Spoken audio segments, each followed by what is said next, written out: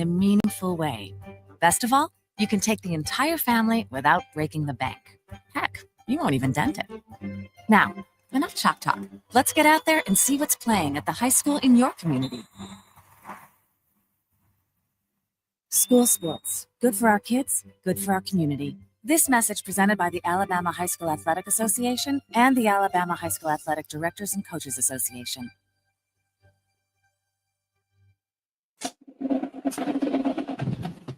The Drive. Both those guys have done a good job in what we've asked them to do, and both of them have developed nicely, and both of them have consistently made plays. Wes and Steve. Their decision-making, their judgment, their ability not to force things and take what the defense gives and distribute the ball with good decision-making down in, down out is probably the only thing that's going to be any different about them, because it's not physical ability or talent. So it's intangibles, leadership, decision-making, judgment, and all those types of things. And, both guys have done a good job in that regard as well. Listen to The Drive with Wes Neighbors and Steve Moulton each weekday afternoon starting at 5. We are your home of ESPN Radio, 97.7 The Zone.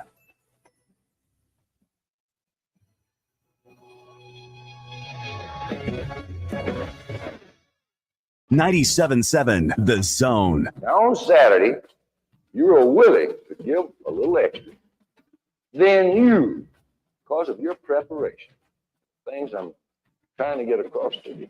And if we do that as a team, 11 at the time, 4 years from now, we'll be walking out of here national champion. And I'll tell you this, I expect nothing less. 97.7 The Zone. WZZN, Union Grove, Huntsville, Alabama. Your home of the Crimson Tide Sports Network. This is Sports Center. I'm Christine Lisi. One of the NBA's biggest superstars, perhaps on the move this offseason. Power forward Giannis Antetokounmpo, for the first time in his NBA career, open-minded about exploring his options, whether that's remaining with the Bucks or playing elsewhere, according to ESPN NBA insider Shams Charania. Milwaukee and Antetokounmpo's reps are expected to sit down during the offseason to discuss his future, and decision makers for plenty of other NBA teams will be having Giannis-related conversations as well. Utah, Washington, Charlotte have the best odds to win the NBA draft lottery tonight. Coverage 7 Eastern, ESPN Radio and ESPN.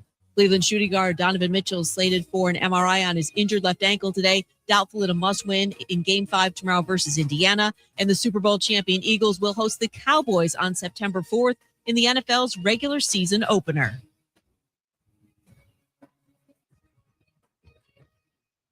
When you call most roofing companies, all you'll hear is, you need a new roof. Not when you call Fleming. At Fleming Roofing and Restoration, we're focused on your needs, whether it's an easy repair or a full roof replacement. Folks around here have trusted Fleming since 1965 for all their residential and commercial roofing needs. And as the area's storm damage experts, Fleming knows all the ins and outs of the insurance claims process. Log on FlemingHSV.com to schedule your free estimate today. Fleming Roofing and Restoration. We show up.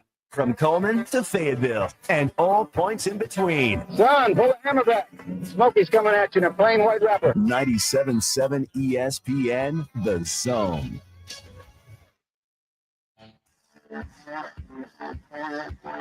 Joe Hunk, John Abraham, 256-576-4977. Welcome to the Blitz.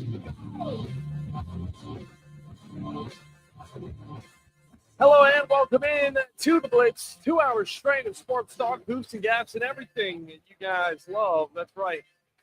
All the sports talk you can want with me, John Abraham, and Joe Hunk. After a refreshing weekend, we come back to you guys on a full moon Monday.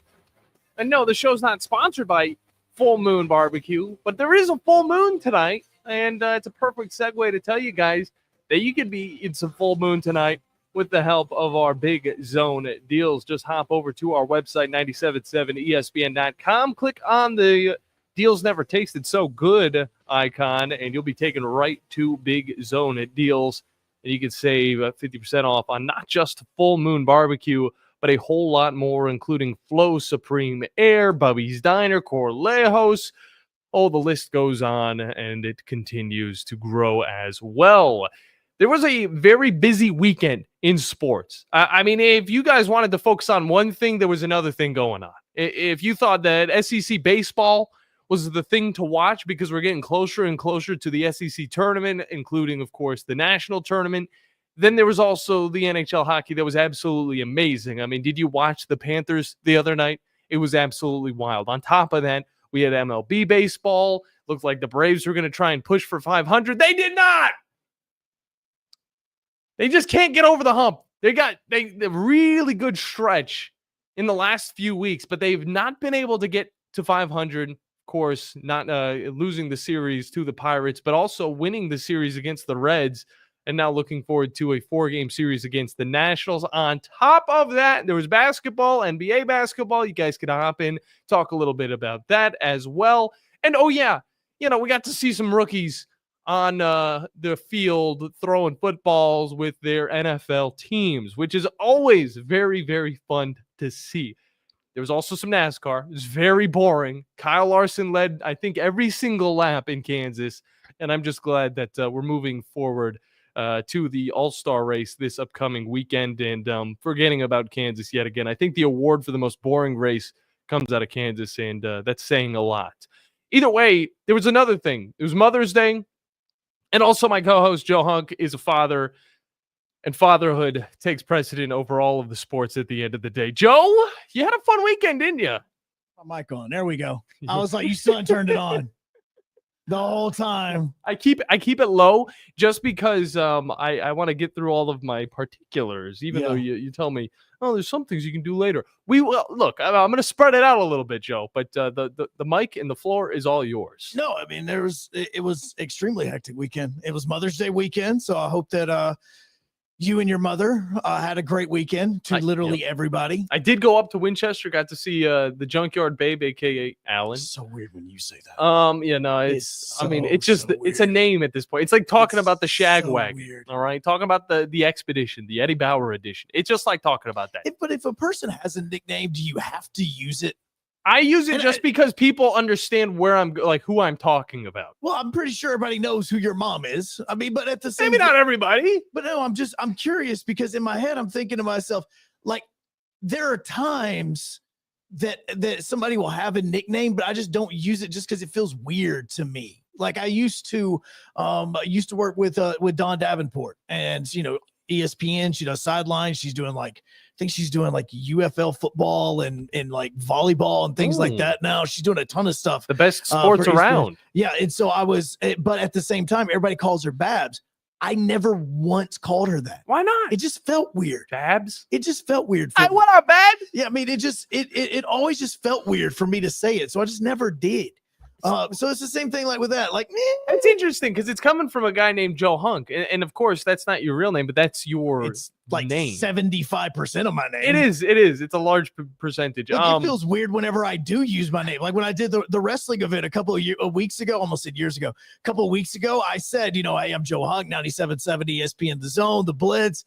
You may know me as Joseph Hunkapiller, graduated here from 2002, but I'm thinking to myself, that just sounds weird. Like I've had people that have asked me, why don't you just go by your full name? Yeah. Because sports talk radio, you don't really have, radio names the same way that you normally do in other places. I mean, it depends. Like Mad Dog Radio. I mean, you could look at the but his name is Vince Russo. Not Vince Russo. That's a wrestling guy. But people call him Mad Dog. Yeah, though. People do call him Mad Dog. Some shows have nicknames. All right, and I'm a huge proponent of nicknames. I got a buddy named Macho. I got John, my roommate. I mean, none of those Big Jones. I mean, these are all different names, which I don't know why.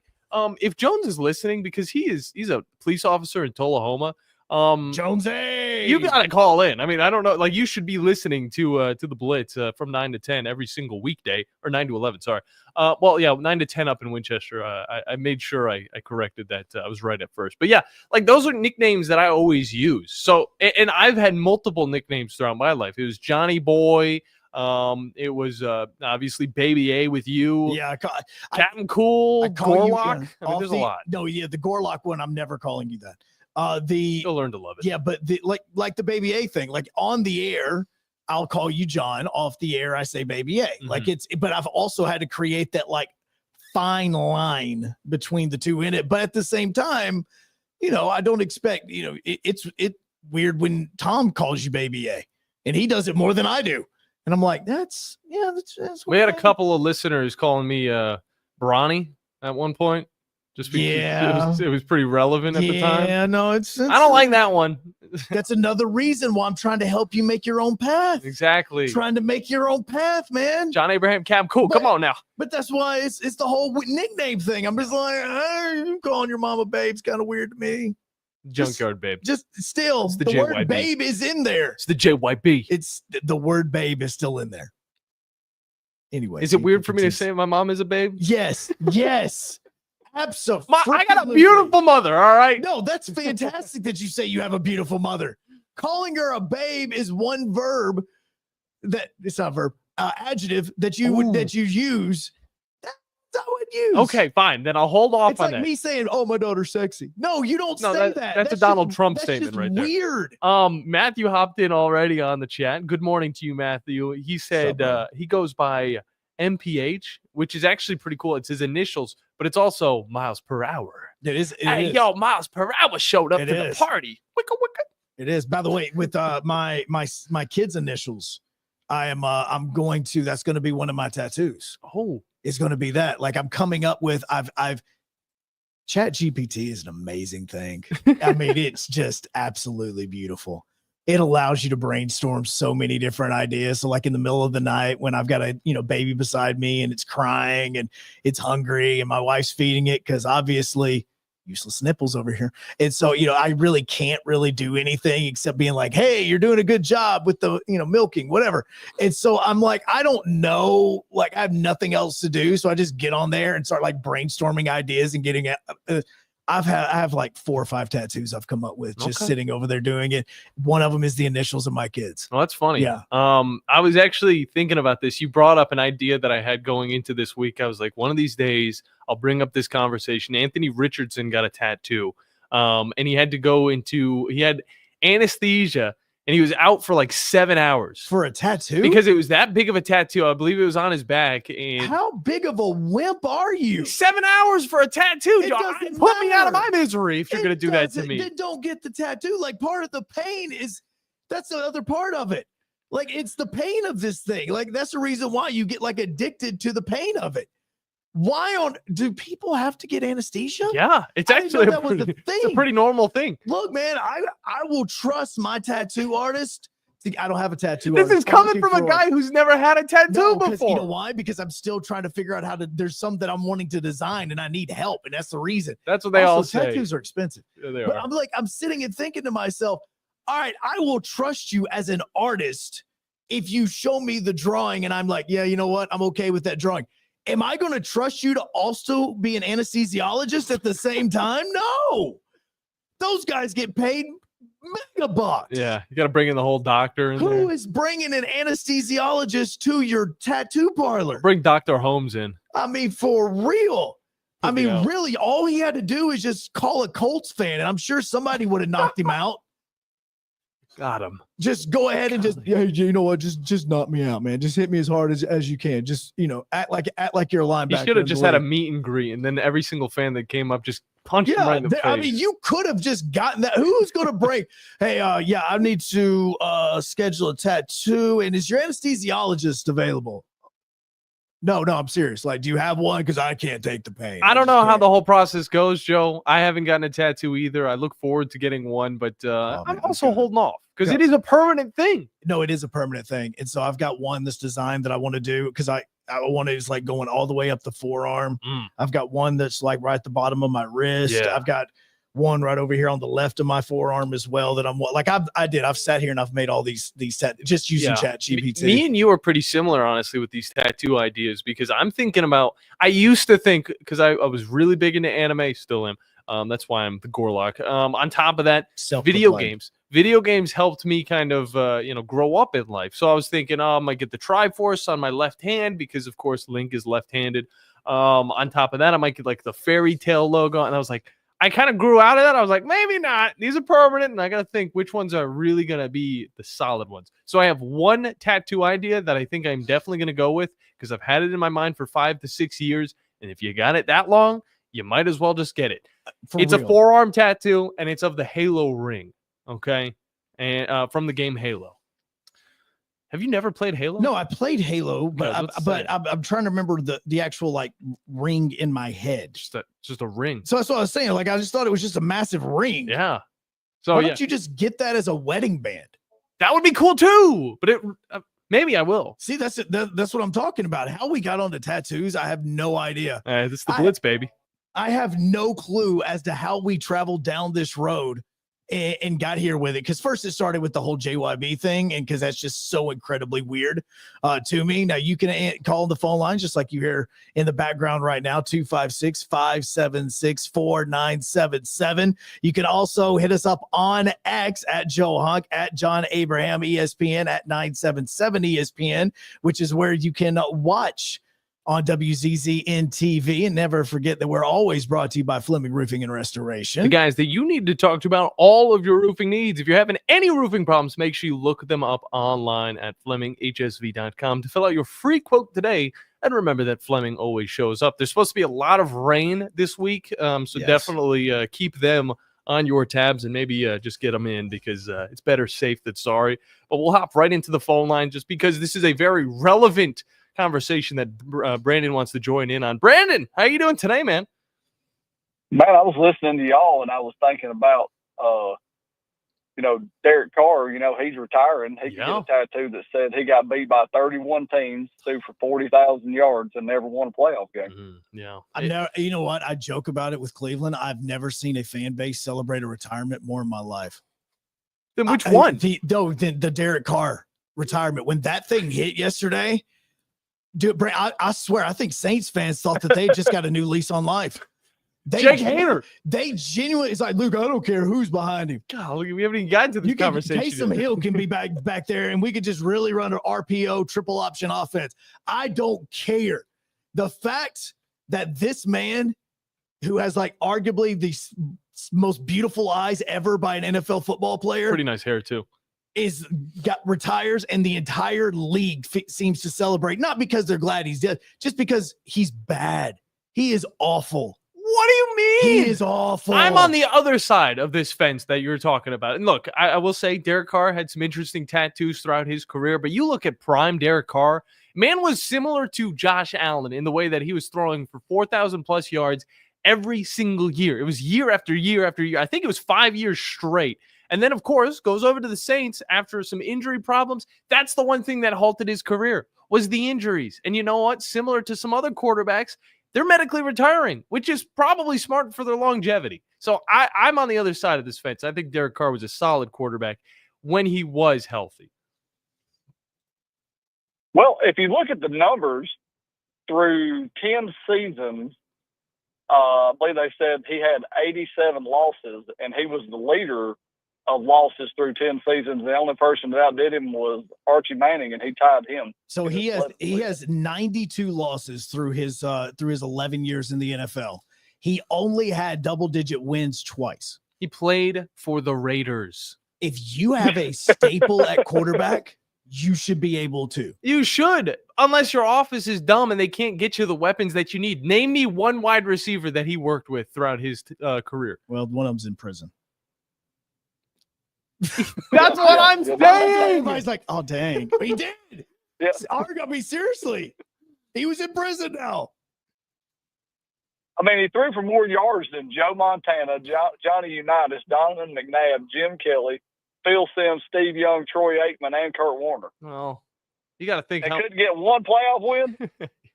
Ridiculous. No, he couldn't. And he had Darren McFadden on his team at one point in time. Yeah, but I mean, he wasn't even one of those running backs that you could throw it to.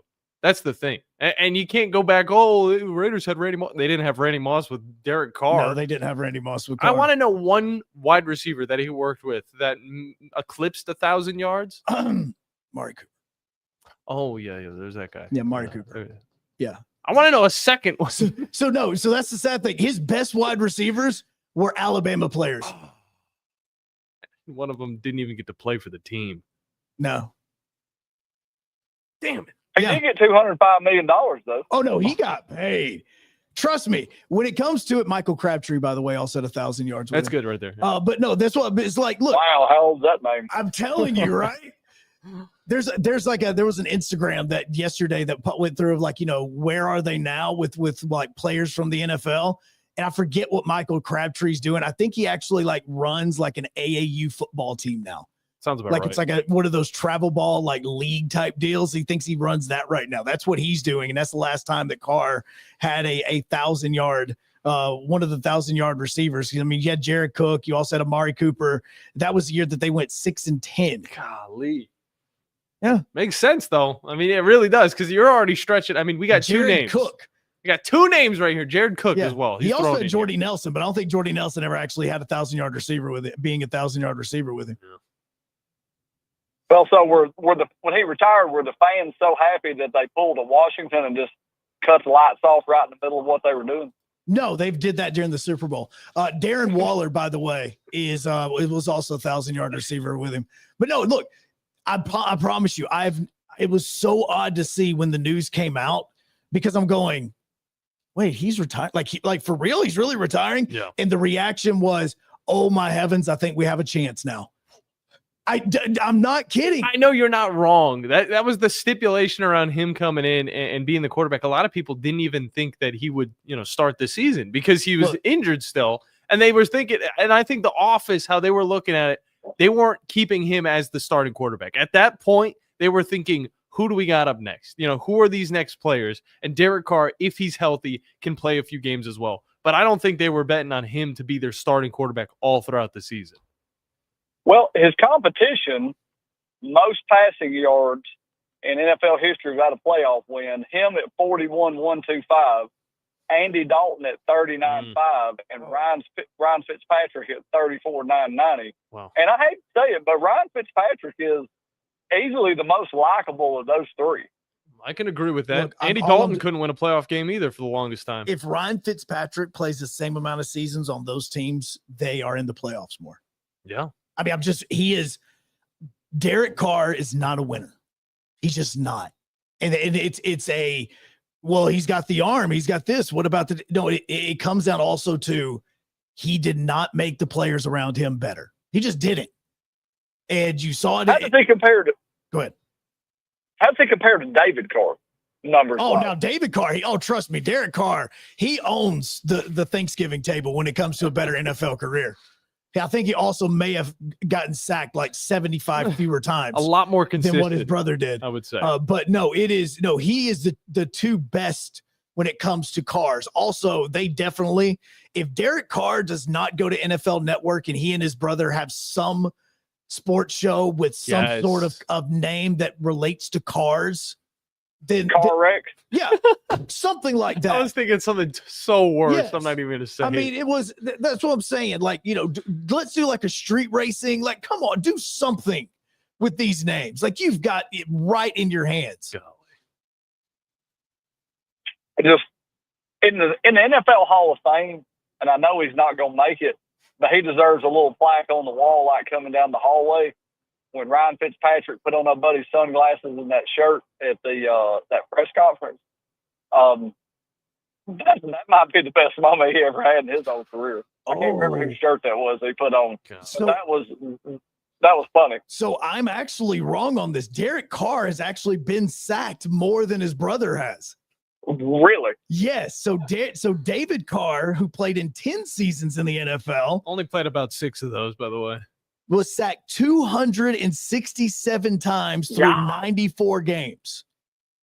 Through 11 seasons and 169 games, Derek Carr was sacked 303 times.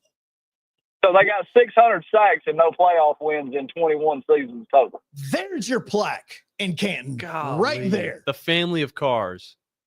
Oh. Do you think, and I haven't looked it up yet, we'll find out when we come back from the break. Do you think that the Cars have been sacked more than the Manning brothers?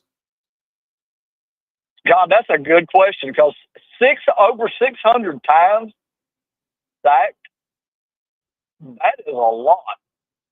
We also going to throw in Arch Manning, or are we just going to throw in Peyton? And No. We're just talking just the brothers. Okay. We're not talking about, no. Trust me. I would love to see how it is with the whole Manning family compared to the Carrs. So that would be something that might actually be pretty close. Brandon, we appreciate you calling in, brother. Good insight from you. Well, Mannings versus Cars, two Joes versus Porsches. Roll Tide.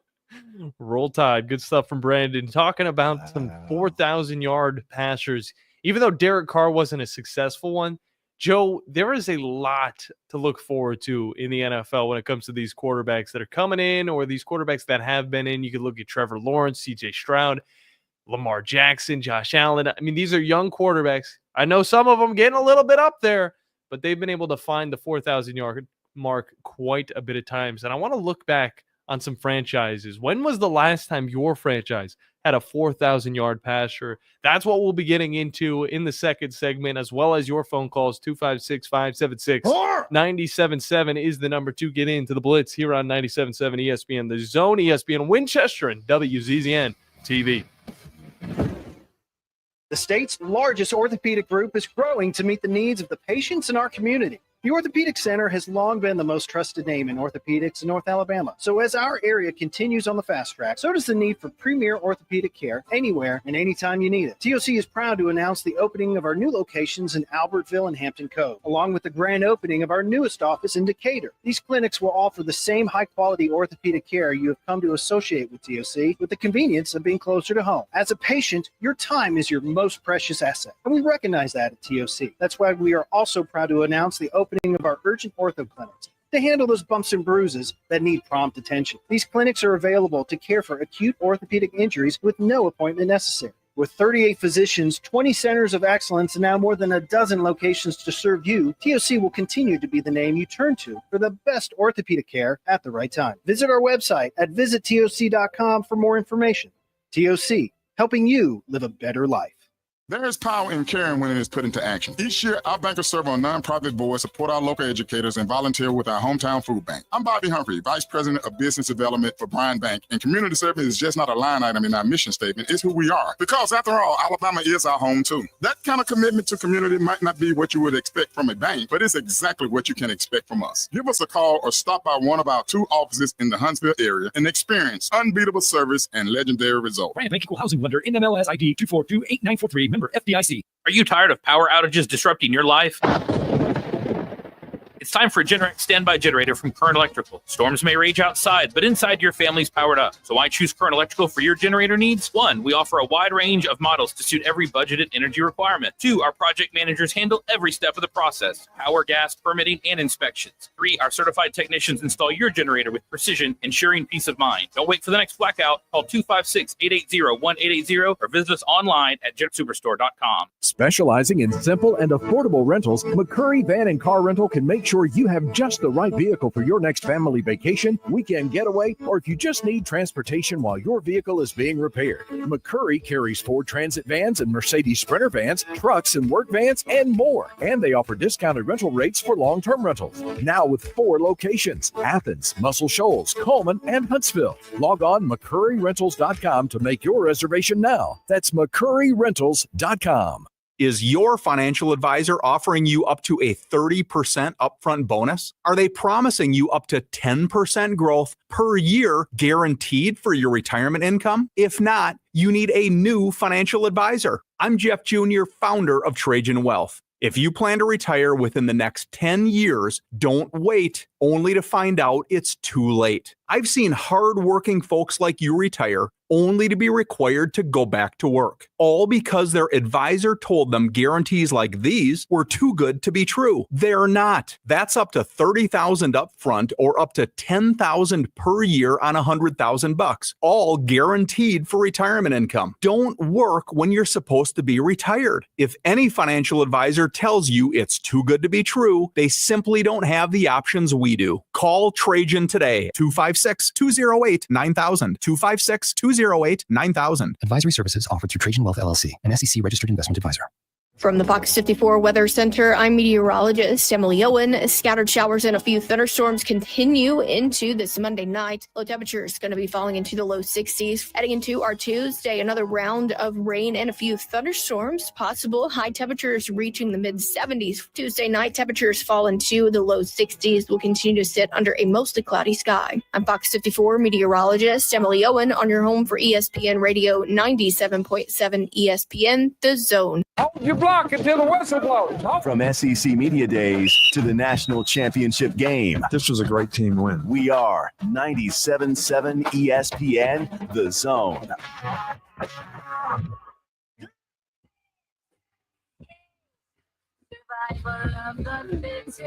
What a perfect song to come back to. Yeah, that was planned. Survival after getting sacked so many times. That's the conversation we're having, as well as 4,000-yard passers for your franchise. And this was a question that was brought up to me when my buddy called, and he asked me, he was like, "You're my Browns fan. When was the last time a Cleveland Browns quarterback went for 4,000 yards?" I was wrong, and I felt really bad, but at the same time, it really made me think. And now it's made me do some research on these quarterbacks, and I'm excited to talk about them. But before we do that, Joe, you've done some research on your end, thanks to Brandon's question that he threw out. The Mannings or the Carrs? Who's been sacked more times? Which brothers? I am almost finished with my next math equation. Okay. Oh, my heavens. Okay. All righty. I think I love this. This part about the show is amazing when Okay. we're finding things out on the fly. All right. So off the top of your head, what do you believe? Who do you believe has been sacked more, the Carrs or the Mannings? The Mannings have been in the league longer. Okay. So just going off of that, I'm going to say the Mannings. Okay. So you are correct. Sweet. In the Mannings. Okay. The Carrs have been sacked through their 21 combined years of NFL football 570 times. Woo! 570. That is the number. 570 times. For Derek and the other one. Derek and David. David Carr. The There you go. D's. The D's. All right. Call them double D, just like they probably got grades wise whenever we're talking about their football career. Actually, they don't even get D's. One of them would probably get a good C, maybe a low B. David, on the other hand, that brother, poor guy. That's why we don't talk about him too much. No, we don't talk about him like Bruno. So the Eli and Peyton, through their 33 years of NFL football, It's a lot of time to get sacked. Were sacked 714 times, which is a difference of 144. You know, for an extra 10, 13, I would say 12 years, I would say that's actually reasonable. So the Carrs are on pace to, if through their combined 21 years of NFL football, they were on pace to be sacked 27.2 times a season. Okay.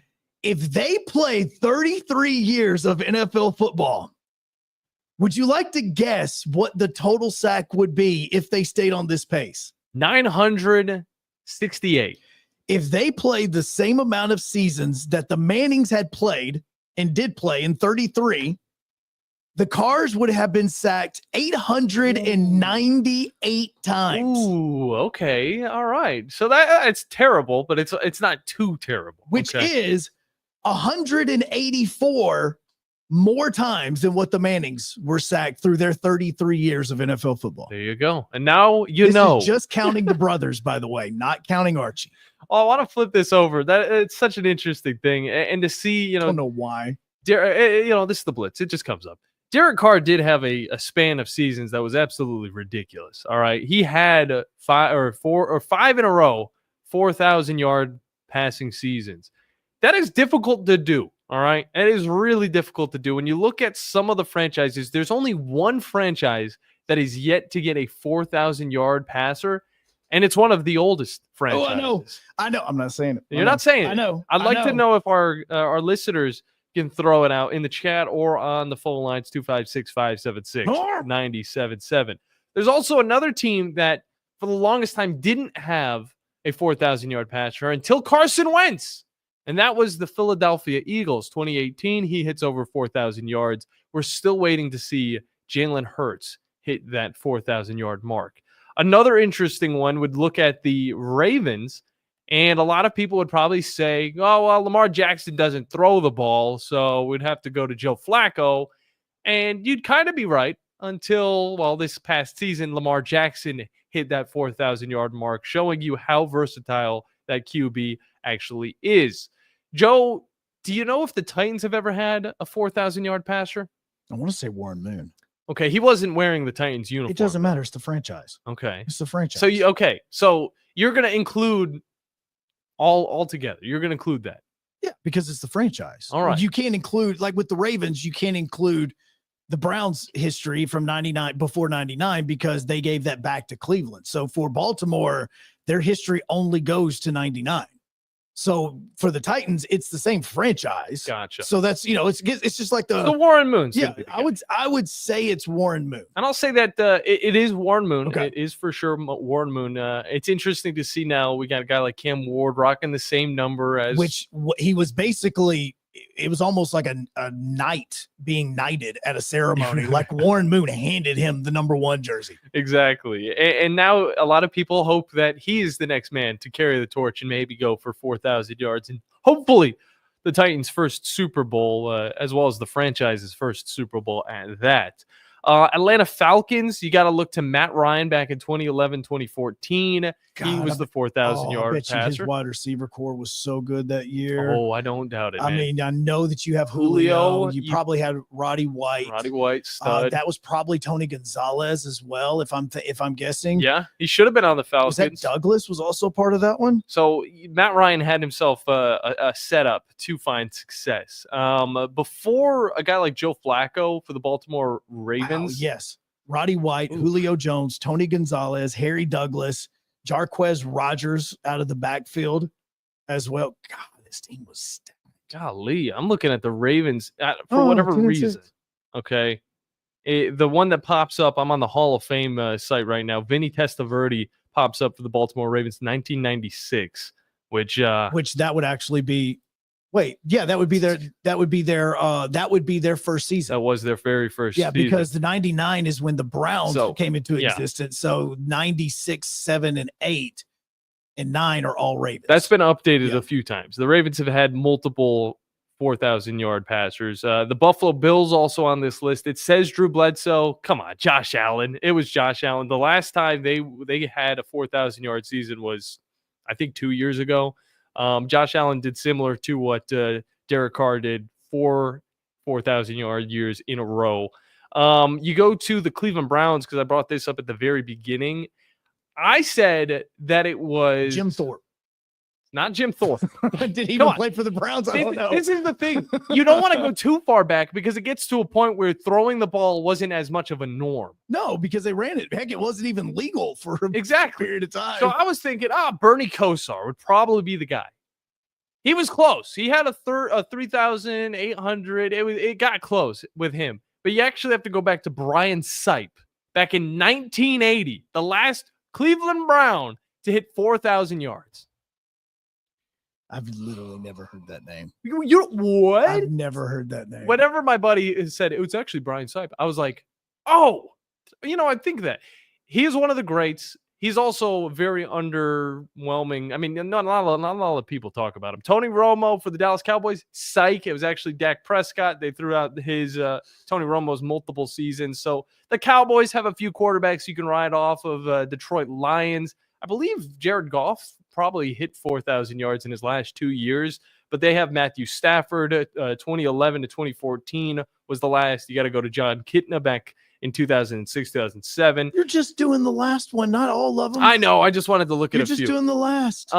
Andrew Luck, who was the last Indianapolis Colt to hit over. You really don't like the Colts, do you? I hate the Colts. I understand that. Trevor Lawrence for the Jaguars. So there's a younger quarterback for the Kansas. Through for 4,600 this past There you season. go. And I thought that was the case as well. Kansas City Chiefs, of course, Patrick Mahomes. You get down the list. There's only a few quarterbacks, though, that have done it for multiple teams. One of those guys' names is Kirk Cousins. He did it for both Washington and the Vikings, and he actually was neither team wanted him. No, yeah. He did it for both, and neither team wanted Is him. he going to end up having a similar career than a guy like Derek Carr? That's a thing to look at. No, I think that you look higher on Kirk Cousins than what you do Derek Carr. Okay. Because there's actually some playoff wins in there. No. Yeah, but here's the thing is, it goes back to that one thing that I said Derek Carr was not. Derek Carr's not a winner. Kirk Cousins is a winner. Yeah. And I hate Michigan State people. I do. You're not wrong, though. But Kirk Cousins is a winner. He seemed like that winner. He is a winner. Aaron Rodgers for the Packers. Packers have had multiple, like a lot. Well, no crap. CJ Stroud for the Texans. You can also go back to Deshaun Watson, Phillip Rivers, of course. And you go down the list quite a bit. For the Jets, it says Joe Namath, which is very sad. I believe that is the truth, though. Ryan Tannehill for none of their quarterbacks. For the Dolphins. Yeah. No. Tannehill did do it for the Dolphins. Before him, obviously, was probably Marino. Yeah. The other quarterbacks that were able to achieve 4,000 yards with multiple teams, of course, Kirk Cousins was the one we brought up. Carson Palmer was another one. Joe, do you want to guess the three others that were able to reach 4,000 with two or more teams? Did Peyton do it? I don't think Peyton did. Peyton do it with the Broncos? Peyton did it. Okay, so Peyton's Peyton did one. do it. All right, so there he definitely wasn't getting sacked.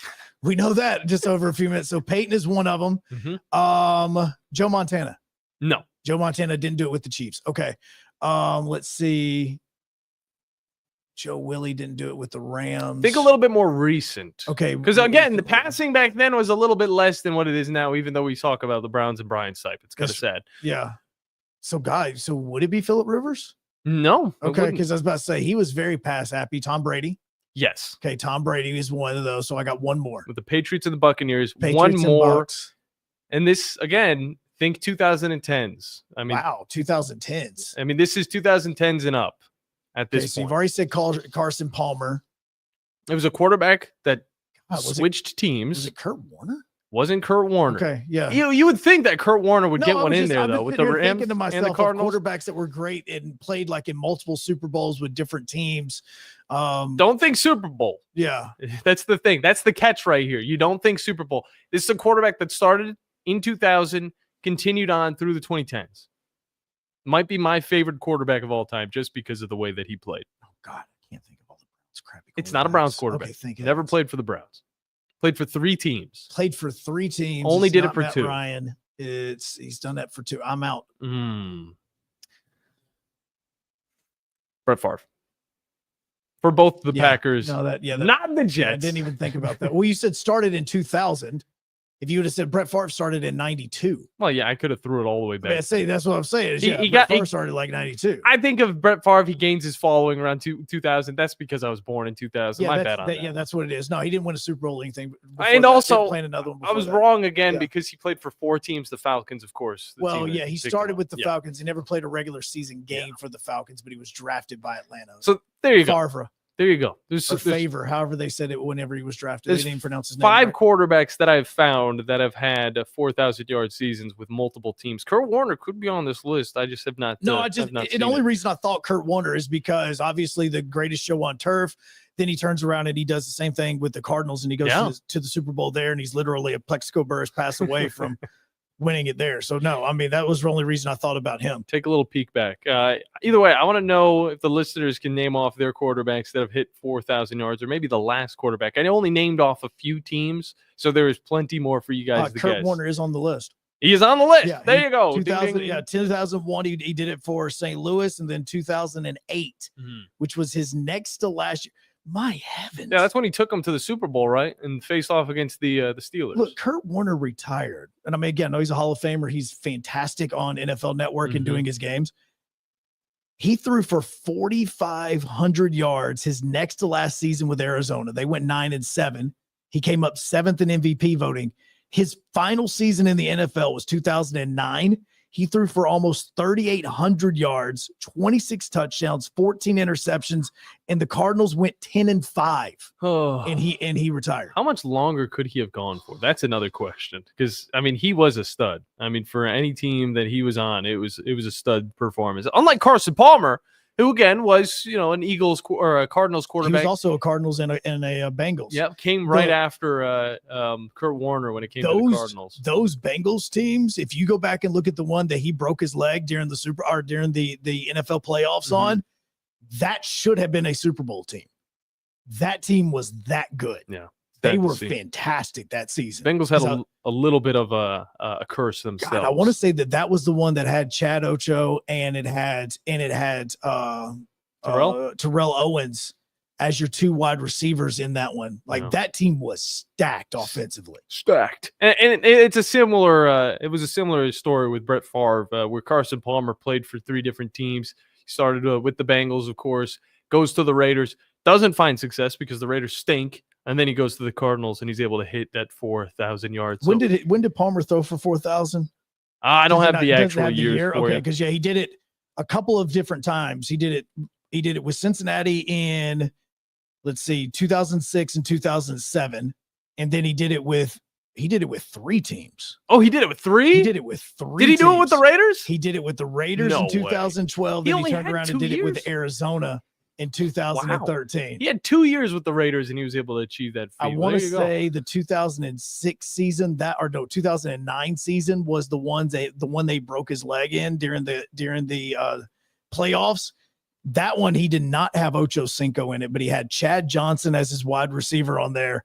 Rushing wise, though, he had Cedric Benson as his running back, who was a beast at the time. So we got a chat. It says, did Nick Foles do it? I'm going to say no, because that season where Nick Foles won the Super Bowl, a lot of it was actually Carson. Yeah, no, he has not hit the 4,000. Carson Has Wentz he even hit the 2,000-yard pass? He's hit the 2,000. He has not hit the 3,000. Okay, that's what I was about to say. Because he's not a starting quarterback. Yeah, he hasn't played. I don't care what people say. Even the year that they won the Super Bowl, he was not the starting quarterback. Carson Wentz was that dude. He was that dude. Coming into the NFL, Carson Wentz was an absolute beast. So I have an updated list for you of the last players to have done it. Do you know who the last player was to do it for the Packers? For the Packers? Yeah. If it wasn't Aaron Rodgers, then it would have to be Jordan Love. It was Jordan Love. What about the Vikings? For the Vikings, Kirk Cousins. Sam Darnold, who did it this year. Wow. There you go. He did it this year. Huh. Sam Darnold is that. Roethlisberger was the last one for the Steelers. Makes sense. That did it. Sadly, Derek Carr is the last one for the Raiders, but obviously his career is just now kind of wrapping up there. Phillip Rivers did do it for the Colts. Did he never do it for the Chargers? I believe he did. He had to have. So then he would be one of those as well. Dang it! I named 2 of them. You said no to. Look, I'm just going off the list I had in front of me. You got to. They're the Hall of Fame. What do they know? Where do you find it? Found a nice little pretty image. Oh, my pretty image was out of date. Either way, this one came out like in February. There's a nice little beautiful little image. The transition of that is a lot of the youth is achieving this. If we're throwing out Jordan Love, we're throwing out guys like Brock Purdy, who was the last 49ers quarterback to do it. There's a lot of youth that is achieving this 4,000-yard mark and success that comes with it. Trevor Lawrence, another one. I want to know, out of the rookie class that we've got right now, training for their NFL teams, who is the 1 or 2 quarterbacks that is going to achieve the 4,000 yards? Is it going to be a guy like maybe Cam Ward, first pick in the overall draft? Or are we going to say maybe a guy that's on the Saints now that'll probably end up taking the job in Shuck? Or would we say a Dylan Gabriel? Maybe take that reign from Brian Sipe back 1980? I would love to see it, but I'd love to know your guys' opinions as well. 256-576-977 is the number to get in as we head to break. Final segment of the first hour coming up next. You guys can hop in and join in on the conversation and all the fun to come. Second hour going to be full of college baseball and Cody Goodwin from Bama 247. So look forward to that as well. We'll be right back here on ESPN Winchester, WVVN TV.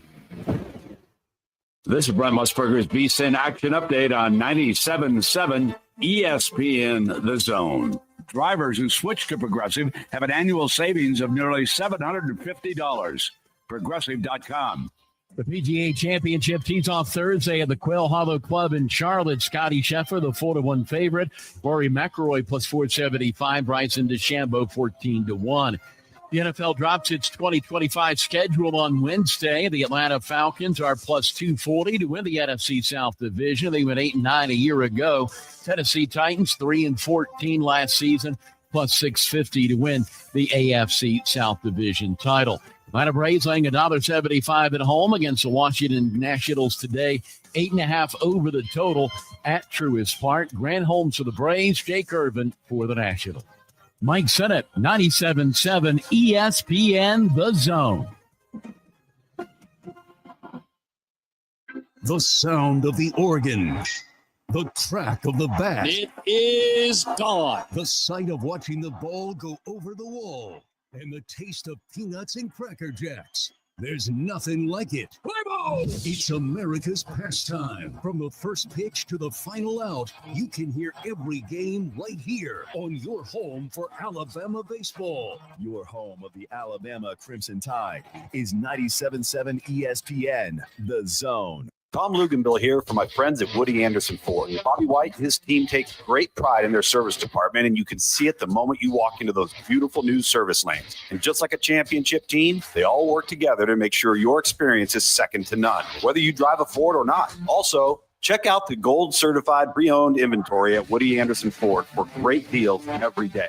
Stop by and see them at Jordan and Sparkman or at Woody Anderson of Madison on Hughes Road, or visit WoodyAndersonFord.com. The company is Eagle Masonry and Insulation, but did you know they're also Eagle Landscaping and Dirt Work? Eagle can take care of all your landscaping needs, including irrigation, sod work, and planting, both plants and trees. On the dirt work side, Eagle can grade and build your pads, haul dirt in or out, and even do erosion control. Philip Love and his team can do it all for you. The website is the same, insulatewitheagle.com, as is the phone number, 256-755-1556. Give them a call and see what Eagle can do for you.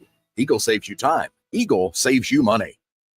You've got to experience Toyotathon at Bill Penny Toyota. They've got the selection with over 700 new Toyotas to choose from. And they've got the extras with Bill Penny perks and a 10-year unlimited warranty. So get on over to Bill Penny Toyota today and experience Toyotathon. Bill Penny Toyota in Huntsville and online at BillPennyToyota.com. Bill Penny's Toyota 10-year unlimited warranty is valid through the 10th year of ownership. Valid on new vehicles only. See dealer for details. SportsMed is the official team physicians of the Rocket City Trash Pandas. And if the pros trust SportsMed, you can too. SportsMed provides every service you might need for complete orthopedic care, specializing in orthopedic surgery, sports medicine, joint replacement, spine surgery, neurosurgery, and podiatry. And they offer their own brace shop, in-house full-body MRI, physical therapy, walk-in clinic, and so much more.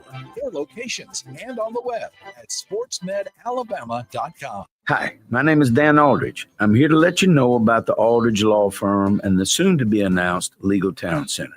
I've been practicing law in Alabama since 1984, and I also practice in Tennessee.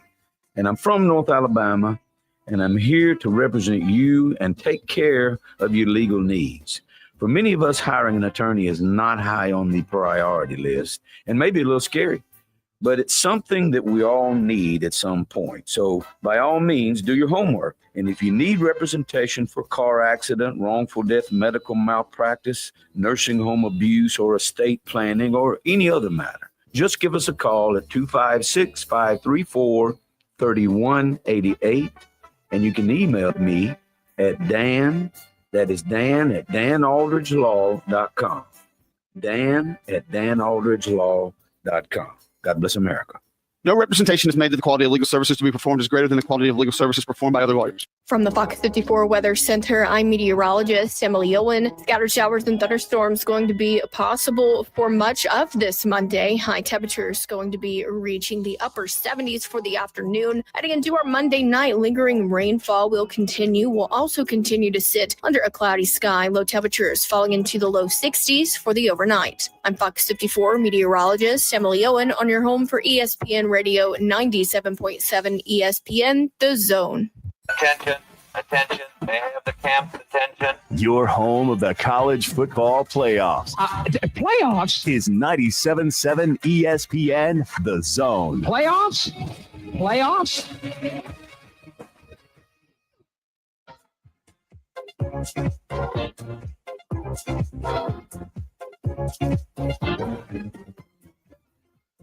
Baker Mayfield's on that list.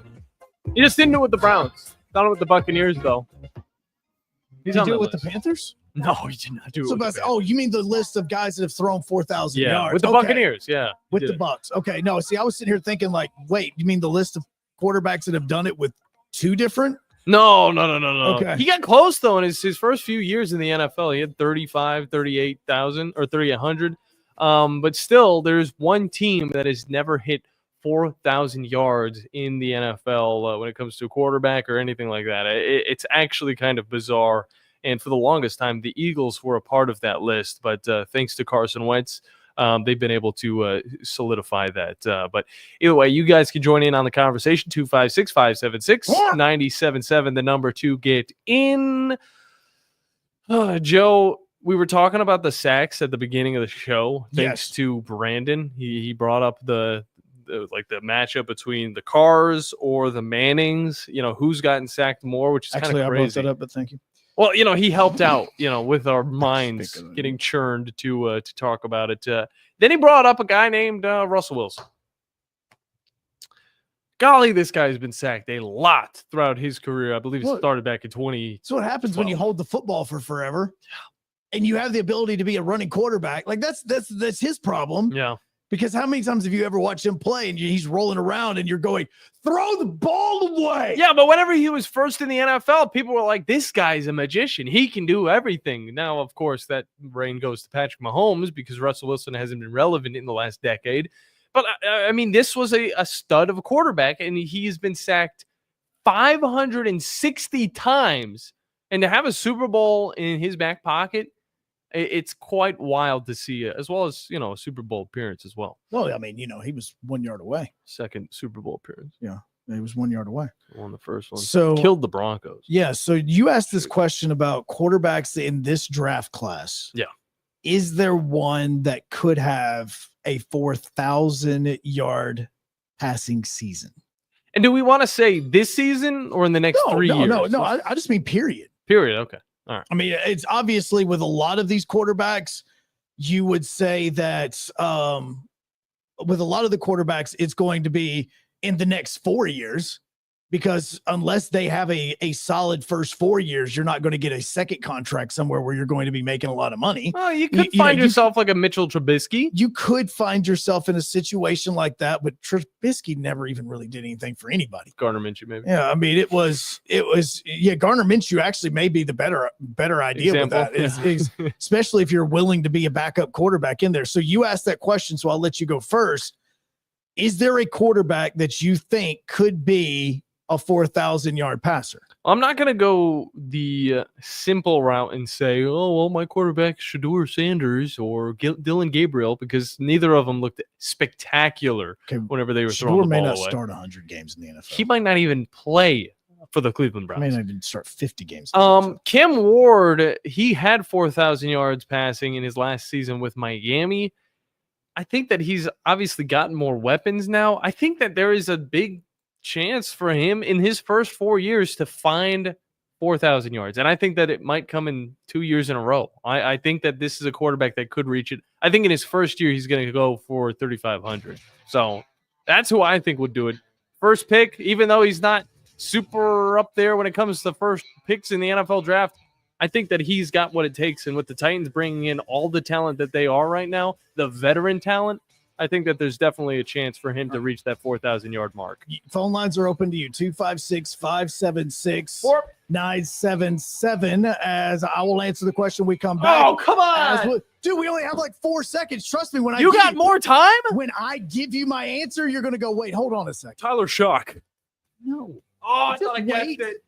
Just wait. It's a pocket present Don't right even there. start guessing. Don't overthink it. We'll find out when we come back. 97.7 ESPN The Zone, WZZN TV, ESPN Winchester. Go get on WZZN TV. Quinn Ewers. To continue this on. Stop guessing. Ford Motor Company. From America, for America. Hi, folks. Bobby White back again for Woody Anderson Ford with a real quick quiz. Out of all the manufacturers, do you know which auto company employs the most hourly workers in America? Ford. Do you know which company assembles the most vehicles in this country? Ford. That's not just a coincidence, it's a commitment. A 120-year-old commitment to build in America for America. And during this unprecedented moment in automotive history, you stand to benefit big time. Woody Anderson Ford is now offering employee pricing. You pay what we pay. We've got over 190 F-150s for you to choose from with generous finance rates and the best deals of the year on America's best-selling truck for 48 years in a row.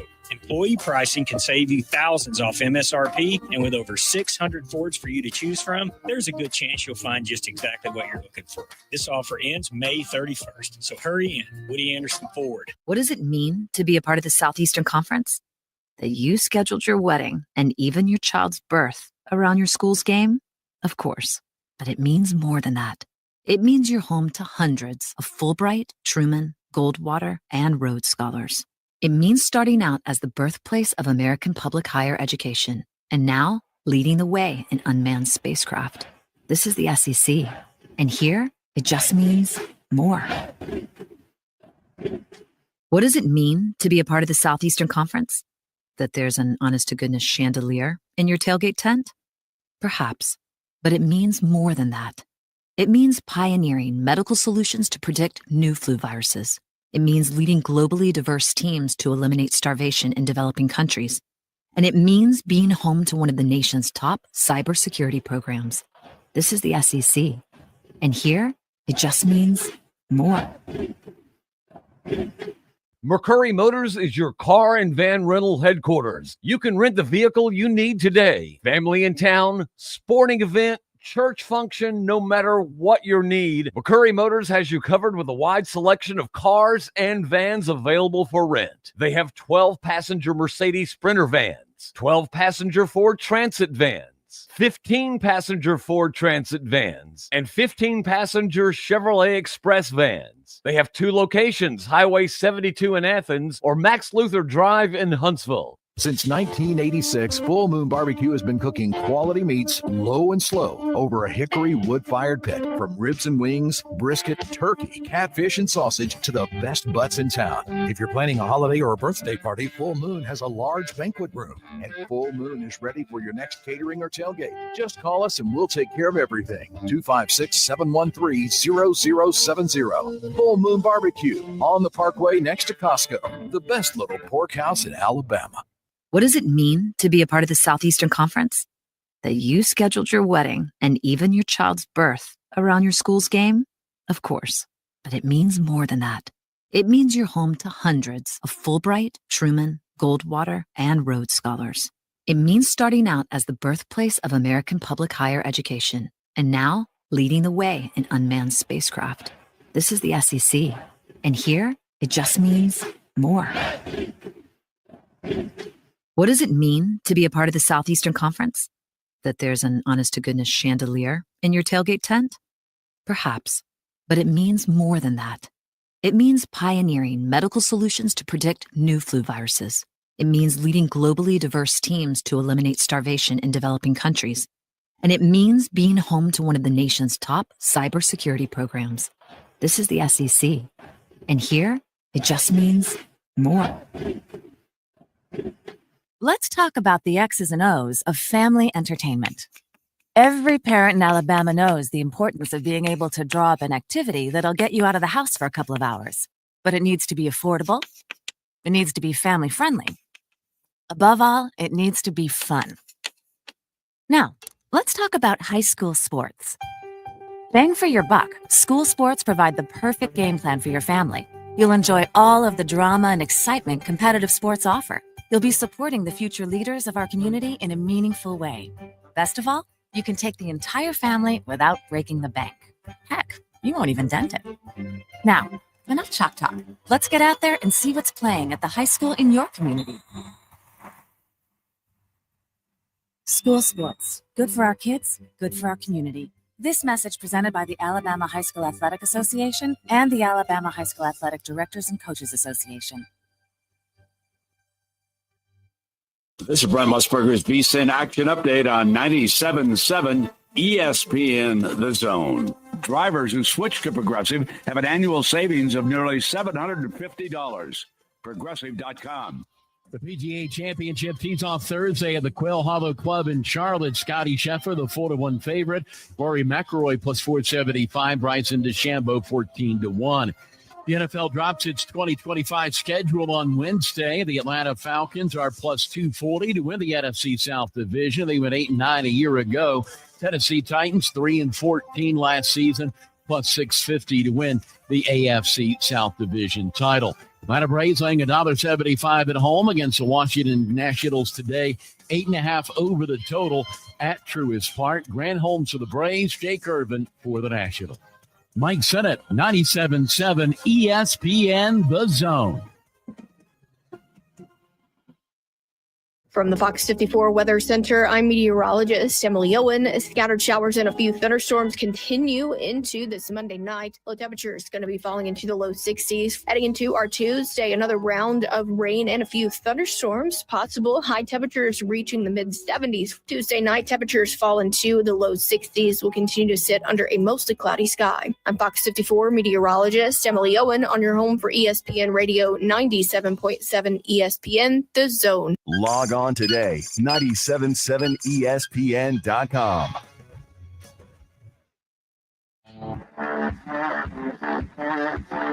Joe Hunk, John Abraham, 256-576-4977.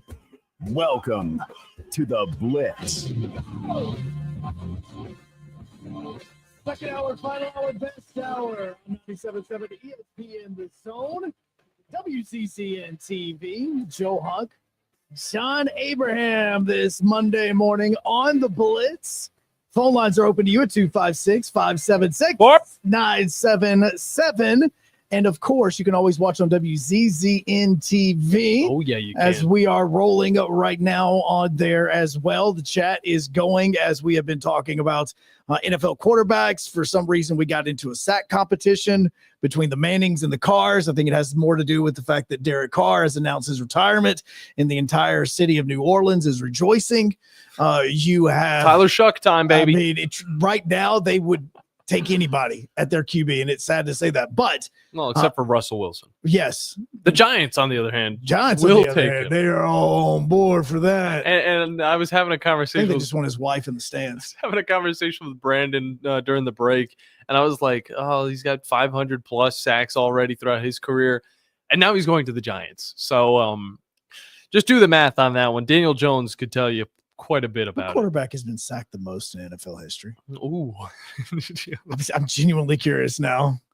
I'm now asking myself that. And as John is looking it up as well, you have SEC softball, the national championship tournament, national tournament, NCAA tournament, however you want to word that, is going to get started on Friday. The SEC has 14 teams in the tournament. As they are getting going with that, Oklahoma and Texas A&M are co-SEC tournament champions because the championship game got rained out. So they are co-champions in this. They were the number 1 and number 2 seed in the tournament. So softball tournament's getting underway. SEC baseball only has one more weekend remaining before everybody heads to Hoover. Not everybody. Well, no, yeah, it is everybody. Everybody heads to Hoover. I forgot. New season, new rules, single elimination. I have to remind myself of that. As we are all going down there.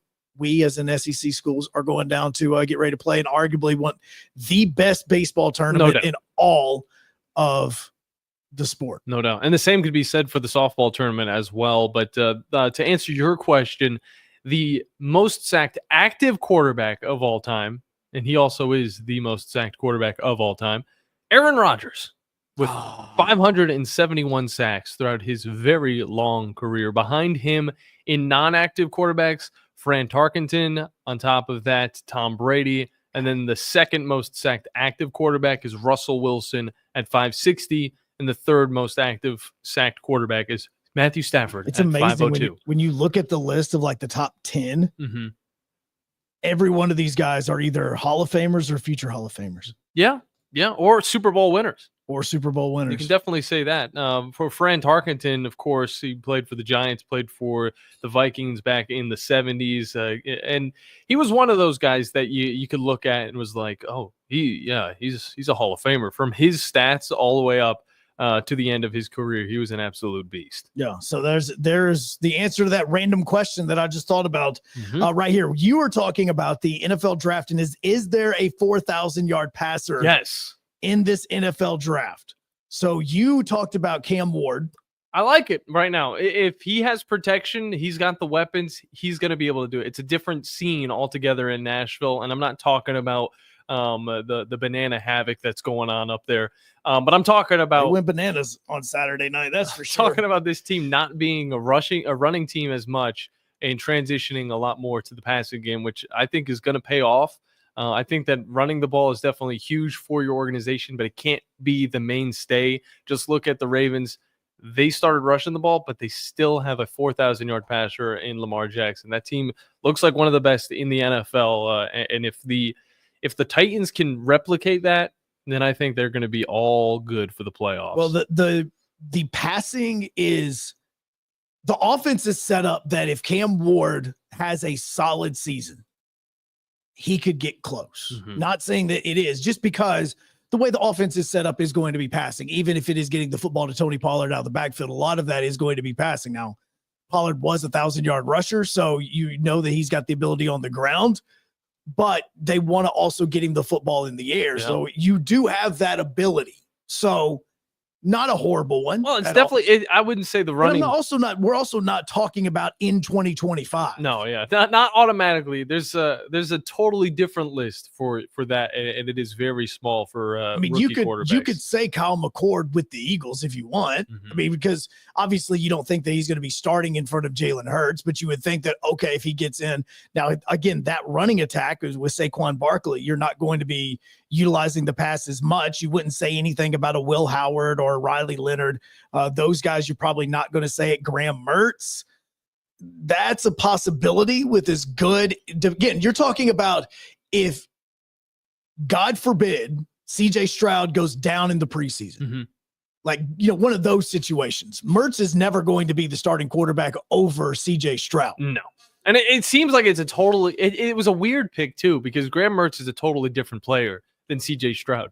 Think about, look, CJ Stroud didn't do very well on his little IQ test coming into the NFL. He's more of a mobile quarterback. He can also pass the ball. But when you look at Graham Mertz, this man knows football. He's extremely smart. Before Florida, Wisconsin, I mean, this guy, he knows a thing or two about the sport. So if he comes in, it would be a totally different scene for the Texans, something that they haven't seen since Matt Schaub back in 2008. And to help you with this list, because you're still waiting to throw out your 4,000 passing yard rookie, which again might not be in the rookie year, but I feel like I have to throw out the 5 quarterbacks that have thrown for 4,000 yards in their rookie season. Joe. Okay. Andrew Luck, absolute beast. It was his first year. He holds the record for the most yards as a rookie quarterback, 4,374. Justin Herbert, CJ Stroud, Cam Newton, and Jameis Winston. He probably also had 30-something interceptions that year as well. But yeah, that's what we're looking at right now with rookie quarterbacks that were able to achieve the 4,000-yard mark. By the way, I thought this was funny. Before Baker, I believe the only other 4,000-yard quarterback for the Bucs was Josh Freeman in 2012. No. You just said Tom Brady was one. Oh, well, Tom Brady. Yeah. There's that one. Yeah, Tom Brady. Before Tom Brady, before the greatest guy of all time when it comes to the quarterback position came there, it was Josh Freeman. Yeah, because I think it was Doug Johnson who won the Super Bowl with the Bucs. I don't think that he did at all. So no. Definitely not. No. And the other thing when looking at this, now look, if a player can get traded, obviously we're not sitting here saying that players are going to be bad, but with a lot of this, you also have to look at their receiving core. Like that's also part of it, which is, you were talking about the quarterback from Louisville who just got drafted in the 2nd round. Obviously Derek Carr retires. Tyler Shuck. Yeah. You honestly could have with Olave there, it's as well as Alvin Kamara still in the backfield, depending on is Michael Thomas still on that team? Like, is it injured? Man, I don't know if he was off that team 4 years ago. I'll be real with you. So, that's another question is hey, look, if he has the weapons, he goes, you look at the weapons for the teams. Again, not bashing the Browns. No, they don't have those weapons. Eagles do have the weapons, But because you have a running back in what you do, you're not going to want to pass the ball as much because you are going to be able to hand it off to him. And that's why we haven't seen Jalen Hurts reach that yet. We have seen him with solid running backs throughout his entire career. And this has been a team that's been very well balanced. And I think it's worked in their favor. They can win Super Bowls without having crazy yards passing the ball. But Chris Olave, Brandon Cooks, Rashid Shaheed is on that team. Yeah, when he was healthy at the beginning of the season, baller. I mean, he was a fantasy. That was one guy that you could definitely pick up and be able to get them off free agency. He did well. I don't know if Chris Olave, does he even still play football? Olave, you mean Michael Thomas? Michael Thomas, sorry. No, and I'm also looking at the other quarterbacks that were drafted. Steelers are not known for passing the football that much, even when now with Najee Harris in the backfield, they're going to want to play that way depending on who the quarterback is eventually going to, really be for them. You obviously then look at the Indianapolis Colts. They do not have the weapons for a 4,000-yard passer in that one as well. We talked about Graham Mertz. Then you go to a guy like Cam Miller of the Raiders. Like, that's just weird to even say because I guarantee you most people are like, wait, what? Who did you say? And then we talked about Curtis Rorick, who is the 49ers. He was drafted there out of Indiana. You joked about it, but Quinn Ewers, that's my pick. Quinn Ewers would be my pick out of all the quarterbacks of this one. No, you did. You absolutely did. So the reason I was like, dude, stop asking, stop joking about it. That one, it's an interesting one. I also think it's the most realistic one. And you're not wrong because he goes into Miami. Okay, he's got the wide receiver help, a lot of it, and he's also got a starting quarterback ahead of him that is injury prone. That we've seen plenty of times. Just like that, his season, his career could come to an end. So right there, and you got a guy like Quinn Ewers, who was looked at as one of the top draft picks just last year. If he came into the NFL, who would have known? He might have been a second round pick in that draft. But that is a very interesting one. Quinn Ewers. By the way, Michael Thomas, his NFL career with the New Orleans Saints ended in 2023 due to injuries. He, I believe, is still in the NFL as a free agent, but there's a lot of suspensions and other things that are involved with that whole thing. So the reason why I do say it with Quinn Ewers has 1,000% to do with the weapons that he has in Miami. Again, it's a Tua that's an injury-prone quarterback that is looking at one that any hit could literally take him out, even in a preseason or anything along those lines. And then you put a Quinn Ewers in with the Jalen Waddle, with the Tyreek Hill.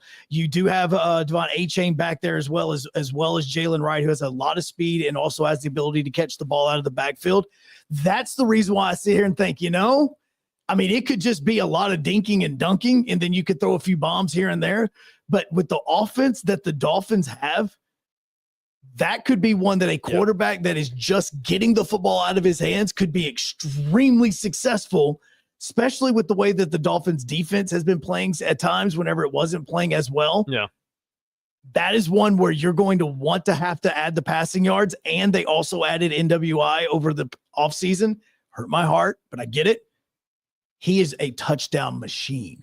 That man does nothing but catch touchdowns. Yeah, and it's a lot of the deep balls, though. And I feel like that's going to help with the Dolphins transitioning from just throwing the deep ball to a guy like Tyreek Hill. Now you have the opposite side of the field. You can chuck it to NWI. But for Tua, he was able to easily eclipse 4,000 in their best season with him. It was just last year, 4,624 yards. So outside of Ryan Tannehill, Tua Tagovailoa can be thrown into that list as well as the last quarterback to eclipse the 4,000-yard mark. Yeah, that one to me is the most realistic. Now, obviously, I'm not going to pick Cam Ward just because, again, too close to the situation, and I'm always going to sit here and be like, no, that'd be a homer pick in there. Offense is set up for him to pass a lot. It's going to be up to him if he even wins the job and then continues with it because the team's going to want to add weapons. But just how successful it is, unlike Quinn Ewers, who obviously is not going to beat Tua out, but you look at a year or two in the future with some of these players, if they're still there as part of this, the speed that they like to play with, that's a possibility. Definitely likely. Now, look, we hate transitioning like it's an absolute truck hitting a wall, but I think that's what we got to do because we got some SEC baseball that has been very fun to watch over this past weekend, the past season on top of that, if you have been following it. And on top of that, of course, the Bananas, the Savannah Bananas, played up in Nashville. They're they're just doing a little bit of a tour around all of these different NFL stadiums here in the South. And I got to say, people are going crazy for them. 70,000 people packed out Nissan Stadium to watch this team play. That's more than I think the Titans had throughout the year. I'm just throwing out the guess. Joe, you would know a little bit more than me on that. Tom Brady is the GOAT. You can't argue that, right? Yeah. Is he the greatest GOAT to ever become an analyst? Hell no. No. I'm going Kurt Warner on that one. No, I'm talking about like GOATs on the field turning into analyst. Is he the biggest one to ever do it? You could make the argument for it. There are a few other guys in there. I think Joe Montana also had some time on the TV. I'll explain before we get to Cody when we come back on 97.7 ESPN The Zone, WZZN TV, and the Blitz. Antetokounmpo. What does it mean to be a part of the Southeastern Conference? That you paint your body, your car, and your dog your school colors? Maybe. But it means more than that. It means your alumni network includes the state, the country, and beyond. It means your school ring doubles as your resume. And yeah, you better believe it means more titles, like doctor, CEO, and your honor. Because this is the SEC. And here, it just means more. It all comes back to money. Visit our store right now at zonedeals.bigdealsmedia.net to take advantage of all the best deals in the Tennessee Valley. Or just go to our website, 977ESPN.com, and click on the Zone Deals logo to start saving right now. Now, as to the price. These deals won't last long, so get yours now. Zone Deals. You'll thank us later. A man who could easily afford to buy a vowel. I'm here with Thomas from Talent Heating and Air. With the temperatures going up and temperatures going down right now, now is a good time to get your heating and air system looked at. Thomas, when somebody calls, you guys answer. That's right. The phones are staffed by us. They're manned 24/7. We're ready to come out and take care of you that day. How do they give you guys a call? You give us a call at 256-503-4490. And you can find you guys on the World Wide Web at talenthvac.com. And now is a good time to do this because you guys are offering a special deal. That's right. We're doing $49 tune-ups this spring. We're also doing free second opinions. We offer that year-round. Somebody comes out, they say you got a back compressor, leaking refrigerant. Give us a call, see if we can save you some money. Thomas from Talent Heating and Air. Thomas, one more time, that phone number. 256-503-4490. AL certain number 21014. Would you call a plumber for a root canal? The same goes for selling your timberland or farm. Choose someone who understands your property and can help you on the front end so you can capitalize on the back end. I am Bo Butler with Southland Realty and Auction. As a guide, I have put many hunters in position to take a shot. It's time for you to take your shot. Let's talk about putting you in position to sell your property. Call me at 256-609-0512. Remember, Bo knows land. Tom Abraham here for my friends at Your Home Window Company. When it comes to replacement windows, exterior doors, or new window screens, Your Home Window is the answer anywhere in Huntsville, Athens, Decatur, or Hartselle. Your Home Window windows and doors are made here in the USA and come with a lifetime warranty. When replacing those old windows or doors, Your Home Window has the solution for you. In-home estimates are always free and financing is available. Learn more at yourhomewindow.com and see clearly with Your Home Window. Visit yourhomewindow.com to make an appointment today. Have you discovered Good Company Cafe? The place for breakfast, brunch, lunch, and so much more. Enjoy brunch all day and pair with one of our many seasonal refreshing drinks, including alcoholic and non-alcoholic options. Choose inside or outside on our gorgeous, spacious, dog-friendly patio and have some fun with friends playing yard games in the courtyard. See catering, to-go options, and lots more at goodcompany-cafe.com. Good Company Cafe, 7500 South Memorial Parkway. Ford Motor Company.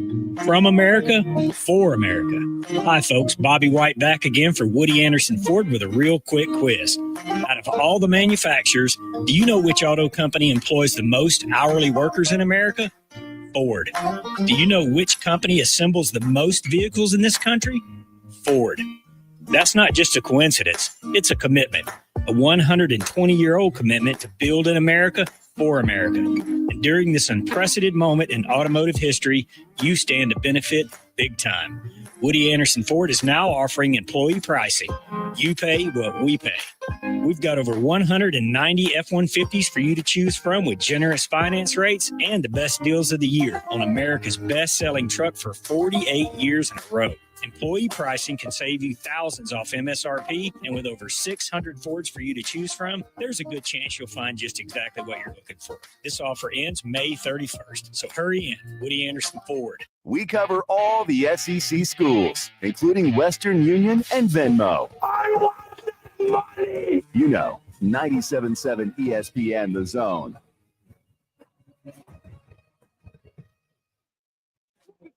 In the bottle, step by the water, coming out the nozzle on the fire hose, fire and swatters. All right, coming up in just a few seconds, we're going to be joined by Cody Goodwin of Memphis 247. Talk about that Crimson Tides series that they finished up with Georgia earlier. The softball team is heading to the NCAA tournament, but I asked you when it comes to GOATs, turning into analysts, what's the most memorable ones that you can think of? Tom Brady is obviously the GOAT that we were just talking about. The most recent one. John he called in. He kind of got my mind rolling with some of these guys that have come in. But again, you say GOATs, I'm thinking, greatest of all time, truly. Well, yeah, we're not talking about me on the field. Yeah.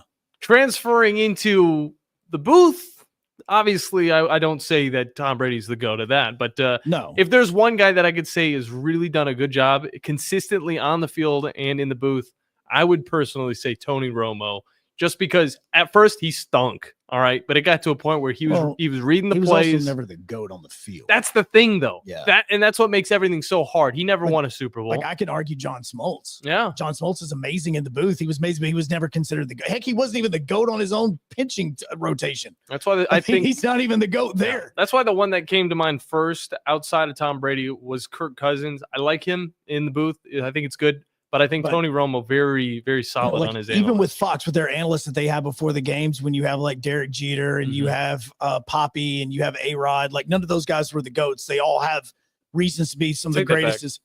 Look, they do. Take the back. I mean, Derek Jeter. Look, I've got a Derek Jeter. I have a Derek Jeter jersey hanging up in my garage. I'm not going to, and never going to bash the man, but you're never considering him like the GOAT. Now, as far as leaders are concerned, okay.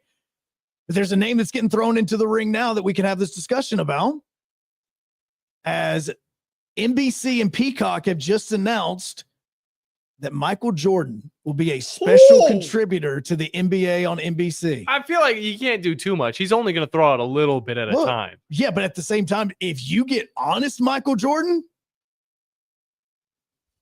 that's actually really cool. That's a lot of fun right there. There you go. I think we got a guy that knows a little bit about sports. I would say more than Michael Jordan does, even though the guy played for a number of years. That's some high praise on Cody. Yeah. Look.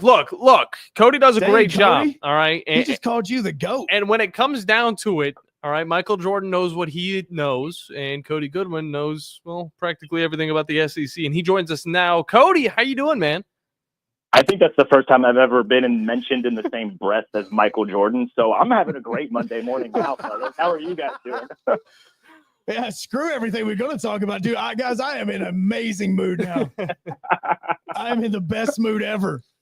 There you go. Well, we're doing great, man. And I know a lot of Tuscaloosa is doing pretty good after that series win against Georgia. Of course, the loss on Friday wasn't too pretty, but the rain delay kind of recuperated the team. Came back, double wins in a doubleheader on Sunday. Just talk a little bit about it from your perspective being down there. Yeah, man. I mean, arguably probably the best week of the season for Alabama, right? And I mean, right before they took 2 of 3 from Georgia, who, depending on what ranking you look at, top 5 team in the country, arguably even number 1, I think, by Baseball America. Before all that, they had a 10-2 midweek win over Troy, who's a top 15 team or has consistently been in and around the top 20. So, 10-2 win over Troy. Yeah, they dropped the first ugly one against Georgia, but then after that, they were able to come back, fight through the rain, and take 2 from the Bulldogs. And hey, they're sitting in a really good spot right now. Alabama is, right? I mean, if you look at the SEC standings, there's a little bit of work that I think they have to do, but they look like they're kind of pretty firmly entrenched in the top half of the SEC, so they should have a favorable matchup on paper, at least, for the SEC tournament. But with one series still left to go this season, coming up against Florida, which is a winnable series. I know they're going to be on the road, and Alabama has struggled when it comes to putting together back-to-back series in SEC play. But if they can find a way to win 2 of 3 against the Gators, which is doable, I think, then you're looking at, okay, can they climb the SEC standings a little bit? And can they perhaps solidify a spot to be a regional host for the NCAA baseball tournament? That's kind of what's on the line here coming into the final week of the regular season. But yeah, man, I mean, it was a really good week for them last week. Can they continue that momentum, especially when there's, a pretty good amount at stake, I would argue. That's what I think is going to be interesting to watch this week from Alabama. Yeah. Sorry, Joe, you got it. Well, no, I was just curious because we're also looking at a brand new baseball tournament that we're talking about. This isn't a win the first day and you're in the double elimination thing. Like now you're going into this with a whole new mindset with this tournament being single elimination. Would that potentially change the way that Alabama looks at going into their pitching rotation this weekend, trying to set everything up for the following week in Hoover?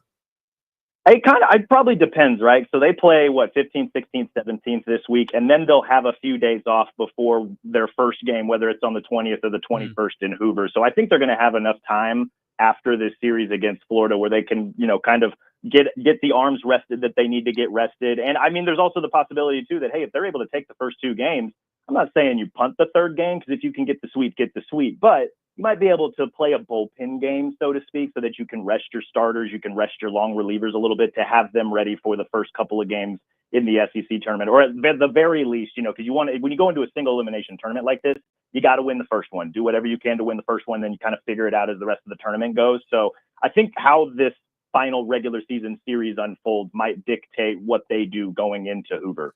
So there's a solidified chance that if they win 2 out of these 3 against Florida, you think that this team is going to be able to host moving forward? How do you think it all will wrap out? They're kind of on the bubble when it comes to regional hosting, right? Like I tend to trust Baseball America. I know some of those guys, some of the writers over there, and they have Alabama at 16th in their most recent rankings. I think they're coming up against Florida, who they have ranked 13th. So this would help them, right? If they're able to take 2 of 3 from Florida, that would be another series win. That would be the continuation of knocking off both Troy and the series win against Georgia. I think that would probably elevate them pretty safely into that, maybe as high as 12, as low as 14, 15 type range. Like you got to win the series against Florida. And if you don't, then you're looking at potentially making a pretty deep run in the SEC tournament, which I know it's single elimination. It's not quite the NCAA tournament, but you could argue that the SEC tournament is going to be tougher than the actual first couple of rounds of the postseason of the NCAA tournament. So I think I would, if you're Alabama, I think you really want to take care of business in Gainesville so that you don't have to worry about having to really expend everything and make a deep run in Hoover in a couple of weeks. So I think a good showing against Florida, which is to say take 2 of 3. I think they'd be in a pretty good spot to host in the first round. I think the biggest thing for me in that matchup, I think it was game 2 of this last series. It was just the consistency at the bats. You get 4 runs in the beginning of the game, you end it with 3. Just talk about how this bullpen has kind of been able to figure itself out throughout the years. Yeah, man, the bullpen's been kind of up and down, but when they are able to lock in, they've got some pretty tough arms. I mean, against Georgia specifically, what's his name? Pulling it up here. They had Carson Osmer had a couple of saves, right? And so if they're able to kind of keep some of those arms healthy and, you're able to, if your starters can get you deep into the 5th, 6th inning, then you've got some bullpen arms that I think Rob Vaughn trusts to go out there and maybe put the game away. So, and especially with Alabama's bats, they have consistently put the bat on the ball all season. They have found a way to generate offense. I know, the pitching kind of let them down in the first matchup against Georgia, but you come back with 9 runs, then you come back with 5. That's pretty good Georgia team to be able to score 14 runs on in 2 separate games across 2 games like that. So, the bats are going to be there, or at least you feel confident that the bats are going to be there. And so you're going to need some probably good outings from the starters from Alabama to get to some of those bullpen arms. And if you can do that while continuing to put the bat on the ball, I think they're going to feel pretty good about their odds at potentially making a deep run. I don't know about Hoover just because the SEC is so, these guys have been beating up on each other for the better part of 2 or 3 months now. They're going to know each other really well. I think when you get to the NCAA tournament, though, and you're starting to see different teams, different arms, that's when I think Alabama might be able to take off a little bit just because it'll be somebody different. Cody Goodwin from Bama 247 is our guest, talking all things Crimson Tide and SEC. And I wanted to transition real quick before we get into more of the Crimson Tide.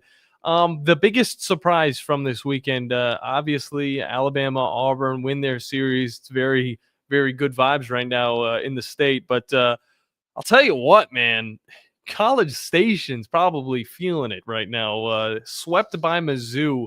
I mean, is this something that you saw happening, or was Texas A&M supposed to win this one and continue on their season, all jolly? I mean, losing a sweep against Missouri, which has been, there's been some people that are probably smarter than me that have said that this is maybe the worst SEC baseball team that they've seen in recent memory, or at least since the conference expanded to include Missouri and Texas A&M. And that's been more than a decade ago. But like, this is a program that just doesn't get a lot of funding or support from the athletic department. Talking about Mizzou here, they have struggled all season long. And for an A&M team, it's weird that they got swept. I don't know that it's necessarily weird that they lost the series, because this A&M team has been so up and down. They've been so inconsistent. They came into this season with really big expectations, and they fell on their face pretty early in the season. And they've just never really been able to find a rhythm or find some confidence, or I guess, to use your consistency. Like, it hasn't been there for this A&M team. And there's still a lot of talent on that roster, but just, you wonder at this stage of the season if it's a little too late to capture some of that and maybe make a run. I don't know. Maybe this is the bottoming out moment for the Aggies to wake up and maybe make a run here in the postseason. And, I'd never count them out because of the talent on their roster. And, any SEC team I think is a threat if they make the big dance to make a run. But yeah, it's been kind of weird to follow this A&M squad. And, they have to finish the season against the Georgia team that's probably going to be a little frustrated after dropping 2 of 3 against Alabama. So, which A&M team is going to show up at the end of the regular season, which A&M team is going to show up in the postseason, I have no idea. They've just been a really weird wild card team this year. It's been strange. Well, you did put a positive spin on it, and I got to say that's the first I've heard of something good coming out of this sweep at home for Texas A&M. But before we transition to football, I really quick want to talk about the Savannah Bananas. All right, have you been following at all what this team's doing as they make their tour around the South? Admittedly, I haven't been following them like super in depth, but like I know who they are, and I believe did they sell out Nissan Stadium, like the football stadium in Nashville this weekend? What they did is they totally painted the baseball stadium or baseball field onto the football field, which they done at other places. Other places they actually install a football field or baseball field onto it, but with them having artificial surface, they just spray painted it. Sold out 70,000 plus. They brought out every single Titans draftee as a part of the starting lineup, and they finished with Cam at the very end. That's freaking awesome. And also like really cool for the folks of Nashville who, normally go to Nissan to watch the Titans play. Titans haven't really given them a whole lot of entertainment the last couple of seasons. So shout out to the Savannah Bananas for filling Nissan and giving the folks in Nashville something to cheer about. There you go. I thought you'd be following it, baseball related, a little bit of a different style of baseball, but regardless, I feel like everybody had a friend or two that went to that event. But regardless, switching over to football, Joe, I know you've been wanting to talk a little bit. Well, it was actually softball. Softball. You were throwing. I thought you were throwing like the diamond for football. I was giving you the sign for a massive softball. I wanted big balls. This is what I was talking about. Big balls. Yes. And so I was curious about it because as much as we focused on the baseball side of it, softball team is beginning regional play this week. They've got Belmont, Virginia Tech, Jackson State, all those guys coming into Tuscaloosa.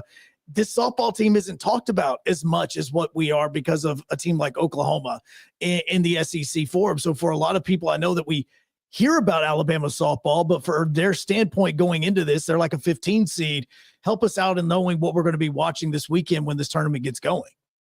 Yeah, man. I mean, this is going to be another pretty competitive regional. I think it's a little bit more competitive than the regional that Alabama softball hosted last year, where if I remember right, like they had to beat Louisiana to get through, and ultimately they had to get through Tennessee in the supers to get to the Women's College World Series, and they were able to do that. And so I think that's, this Alabama team has maybe struggled a little bit this season, right? Like just with the addition of Oklahoma and Texas in the SEC, and already the way that SEC softball kind of operates, very similar to SEC baseball, right? Where every single team is stacked, and it seems like there's star power on every single roster. Alabama finishing bottom half of the SEC, they're still able to host a first round regional, which says a lot about the depth of the SEC. But I also think I just keep thinking back to last year, man, where Alabama struggled offensively in a way that maybe they just hadn't in previous years under Patrick Murphy. I know that the offensive stats have been kind of on a downward trend over the last few years, but really last year, that was as bad of an offensive team as Alabama has ever had. And they really kind of muscled their way using small ball to get all the way back to Oklahoma City for the Women's College World Series, right? Like the year before that, I'm pretty sure they still had Montana Fouts. Like they had a better pitching staff the year before that. They had some better bats on the roster. And yet last year's team went further than that year's team. And so I don't know that you can necessarily count out this Crimson Tide team. I think they got a competitive draw in the first round regional. The trouble, if you're looking ahead, like we all do, is if they're able to get out of this regional, and I like them to get out of the regional, is that you're probably looking at Oklahoma in the Super. And that is, you can point, the optimistic point of view is that, okay, Alabama took 2 of 3 from Oklahoma when the Sooners came to Tuscaloosa. The pessimistic point of view is now you've got to go to Norman, right? And this Oklahoma team is as dynastic a college sports program as there is in the country. So that's a pretty tough ask, but it's going to be a competitive regional. They've got Virginia Tech, they've got Belmont, 2 other programs that have won 40 games this year. So you know that there's going to be some competitive softball at Rhodes over the weekend. I think Alabama's good enough to do it. I think last year showed that no matter how they play in the regular season, that they're going to be competitive when it comes time to the postseason. You got to give Patrick Murphy a lot of credit for getting these girls up and getting them ready to go. And I think it's going to be a pretty entertaining weekend of softball. I think Alabama can get through, but it's just a matter of doing it. And I think if you want some hope after maybe them struggling again this year, look at what they were able to do last season. I think that says a lot about this coaching staff, the way that they're able to operate and maybe able to navigate around some of the weaknesses from each of their teams. So it's not the best draw if you're looking all the way down the line of trying to get to the national championship game, but it's a draw that they could potentially win if they bring their A game. And we've seen over the course of the season in spots that their A game is good enough to beat a lot of really good teams around the country. Cody Goodwin, Bama 247 is our guest. And I look at Oklahoma, their home record, it's 22-2. Definitely ridiculous compared to everybody else. It's not too crazy. I mean, LSU's 30-4. You look at Alabama, they're 22-7. I mean, how has the vibes around this sport grown with the growth of everything else that's going on in college athletics? It's been a lot. I mean, it's been really cool to watch, especially like for me up close these last couple of seasons. Because think about, we literally started today talking about Michael Jordan, right? I mean, think about what the Bulls did for the NBA in the 90s. And I'm not comparing the NBA to women's college softball, but like when you've got a team that is consistently on top and is winning all these trophies, and, they've got a legendary coach and they've got one legendary player after another, having all these hero moments in the postseason. It's, you want to be the team that knocks them off, right? And I think it kind of has raised the profile of everybody. Like you've seen their primary rival that came over from the Big 12 in Texas. That is a team that has started, that's an athletic program that has started to invest in the softball team. And now they're joining a league in the SEC that has routinely invested in a lot of their softball programs. So I think it's made the sport as a whole a lot better. I think as long as Oklahoma continues to win, I know Alabama's going to have to get through Oklahoma if they want to get to the Women's College World Series, but as long as you have a team that is on this dynastic type run, continue to win, people are going to tune in, one, because people love to watch greatness, but then also people love to watch greatness get knocked off, right? And so I think just Oklahoma's success overall has really helped raise the profile of women's college softball. And I'm really curious to see what the viewership numbers are going to be like. And then also on top of that, just every single NCAA tournament, whether it's basketball, women's basketball, softball, baseball, the Frozen Four, even whatever the case may be, like those are always really fun competitions and a lot of really cool stories come out of that. And I think this postseason for softball, I don't think is going to be any different. Well, no, and I'm curious because you mentioned about the part with Oklahoma and about how they've raised the profile and a lot of people have more eyes even on the SEC. Is softball the one sport that you can really say that bringing Texas and Oklahoma in has 100% raised the profile of that particular sport? I think it's helped 100%. I don't know if it's been the sole reason as to why like softball has climbed, I think, in recent years, just when you look at, ratings and viewership and, even attendance at Oklahoma City. I know that they've always done really, really well, but, I think it's obviously they were a boon to the SEC. And I think just the fact that Oklahoma has had all this success, before coming over to the SEC, and now they're still continuing that success even while in the SEC. Yeah, I think that's absolutely been part of the overall growth and profile of college softball. But then, on top of that, like women's sports have been having a moment for a few years now, right? Like everybody remembers Caitlin Clark in the NCAA women's basketball tournament, her kind of quote unquote rivalry with Angel Reese and LSU, but then also South Carolina as well. 2 more SEC programs, right, that have been at the top of women's college basketball the last few years. And then talking about how like dynasties help raise the profile. Like how much did UConn women's basketball back when Breonna Stewart was winning 4 consecutive national championships with the Huskies?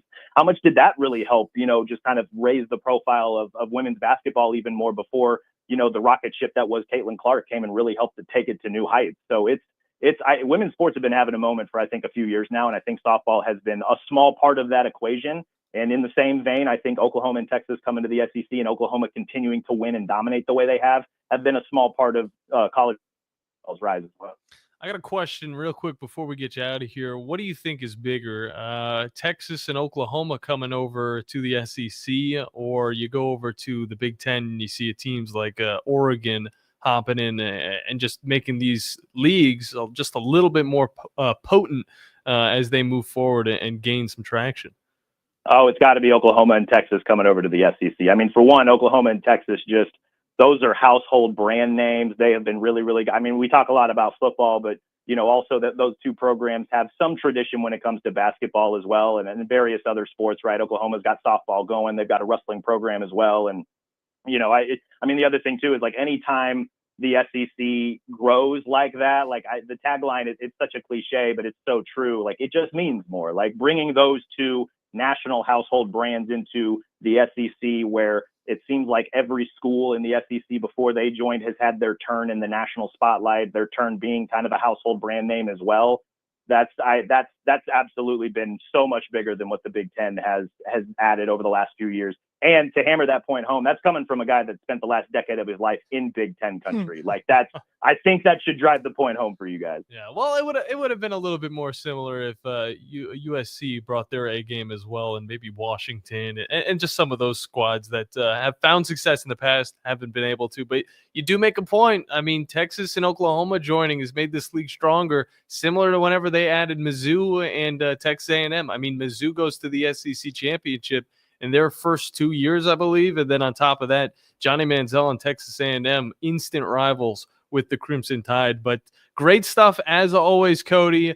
Always great to get you on. Let the people know where they can find your work online and on socials. Yeah, man, we are at Bama 24/7, part of the 24/7 Sports Network. We've got a lot of off-season content coming soon with college football stuff. We're counting down, all of our position groups. Just doing all sorts of different types of predictions and analysis and breakdowns of all the Alabama's roster leading into, to kind of carry us through the offseason, leading us into SEC Media Days in July. We still got a couple months out, but, we've got some stuff cooking all summer long. And then obviously we'll be in Tuscaloosa this coming weekend for the softball regional, and we're keeping tabs on baseball as well. So we'll be in Hoover at the end of the month too. So it's going to be fun. We're going to try and navigate these off-season months as best we can. So come along and enjoy the ride with us. There's a lot to get to know or to, really follow within the SEC. And Cody Goodwin's the guy to help you out with it. Cody, appreciate you as always. I'm not quite Mike, but I appreciate you guys having me on all the same. No, apparently you are. So close, pretty close. Pretty close. It's a little different dynamic, but regardless, good stuff, Cody. Appreciate you, fellas. See you, sir. Cody Goodwin, Bama 247's got all you need to know, not just Crimson Tide, but throughout the SEC. And of course, check out 247 Sports for even more details at a ever-growing conference. I mean, it gets to a point, Joe, in other leagues where it gets postseason, you have only like 4 or 5 teams to worry about. That's not the case in the SEC. No. The SEC pretty much transitioned seamlessly, and you still have to follow everything that's going on all the way up until the end. It's quite special, I will say. On WCCN TV, you can hop into the chat there. That's what Josh does. He goes, "What's up, fellas? Is it crazy that they set the record for the most teams from a conference in softball with 14 with the SEC, and that was the same record setter in the NCAA men's tournament?" Look, I mean, you can almost argue that's the same thing's going to happen in baseball as well. I mean, you genuinely can. Like, this conference was already tremendous when it comes to baseball anyway. Now you add a Texas into it, who is a traditional powerhouse. And yeah, it was crazy to see what happened to them over the weekend and the fact that they lost that one. But you also have Oklahoma's now in this as well. And when you're looking even at the standings with this, Texas is the number 1 team in the SEC.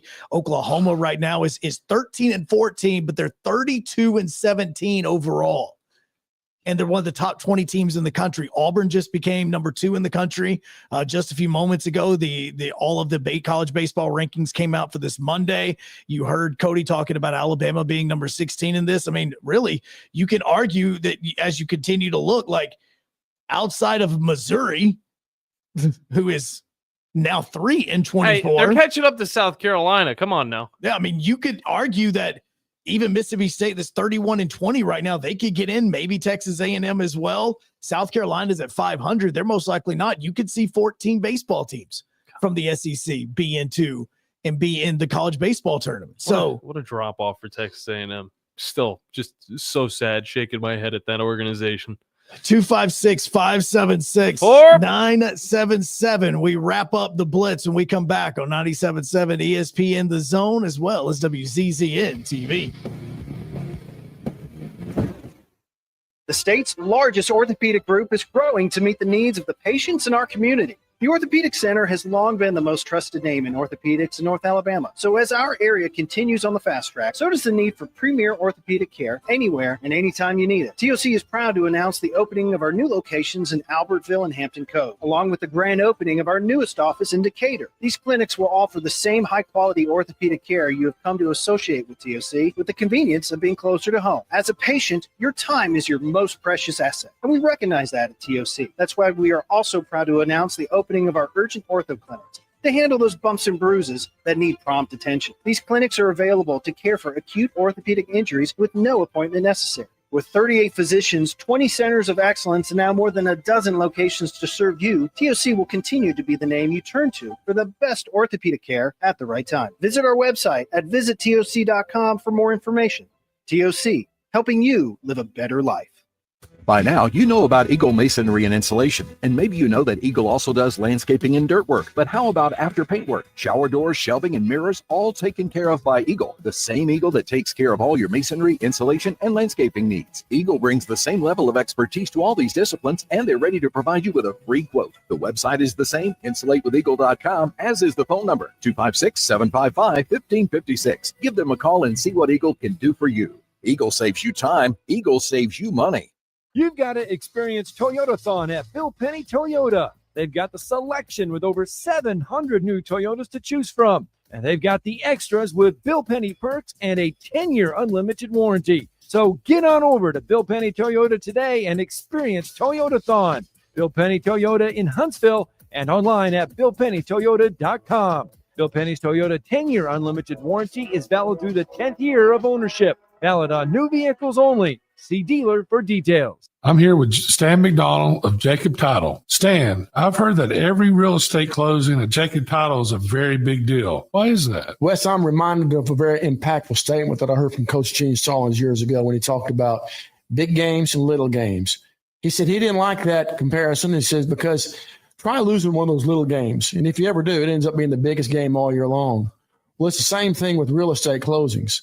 Every game, every closing is a very big deal at Jacob Title, because when it's your closing and your contract on the line, it's a very big deal, and we understand that at Jacob Title. So it sounds like whether your client is a first-time residential buyer or a multi-million-dollar investor, they can expect your A game. That's exactly right. As a matter of fact, when you bring your real estate closing to us at Jacob Title, we understand it's all about trust and confidence. And when Stan McDonald tells you that a chicken dips snuff, you can look under his wing for the box. And like Beebs likes to say, there's no doubt about it. Hey folks, Bob Baumhauer here. We're extremely proud that Baumhauer's Victory Grill has been serving Alabama for 43 legendary years. Our motto is legendary fun, legendary food, and we strive to make every dining experience a special one for all of our guests. Our menu features delicious, always fresh and scratch-made in-house recipes. And of course, our award-winning wings and sauces. And don't forget, our happy hour and halftime daily specials cannot be beat. Baumhauer's Victory Grill. Legendary fun, legendary food. SportsMed is the official team physicians of the Rocket City Trash Pandas. And if the pros trust SportsMed, you can too. SportsMed provides every service you might need for complete orthopedic care, specializing in orthopedic surgery, sports medicine, joint replacement, spine surgery, neurosurgery, and podiatry. And they offer their own brace shop, in-house full-body MRI, physical therapy, walk-in clinic, and so much more. 4 locations and on the web at sportsmedalabama.com. Want to save some money? I can take money and I can make it into more money. Just check out our zone deals online at 977ESPN.com. We are 97.7 ESPN The Zone.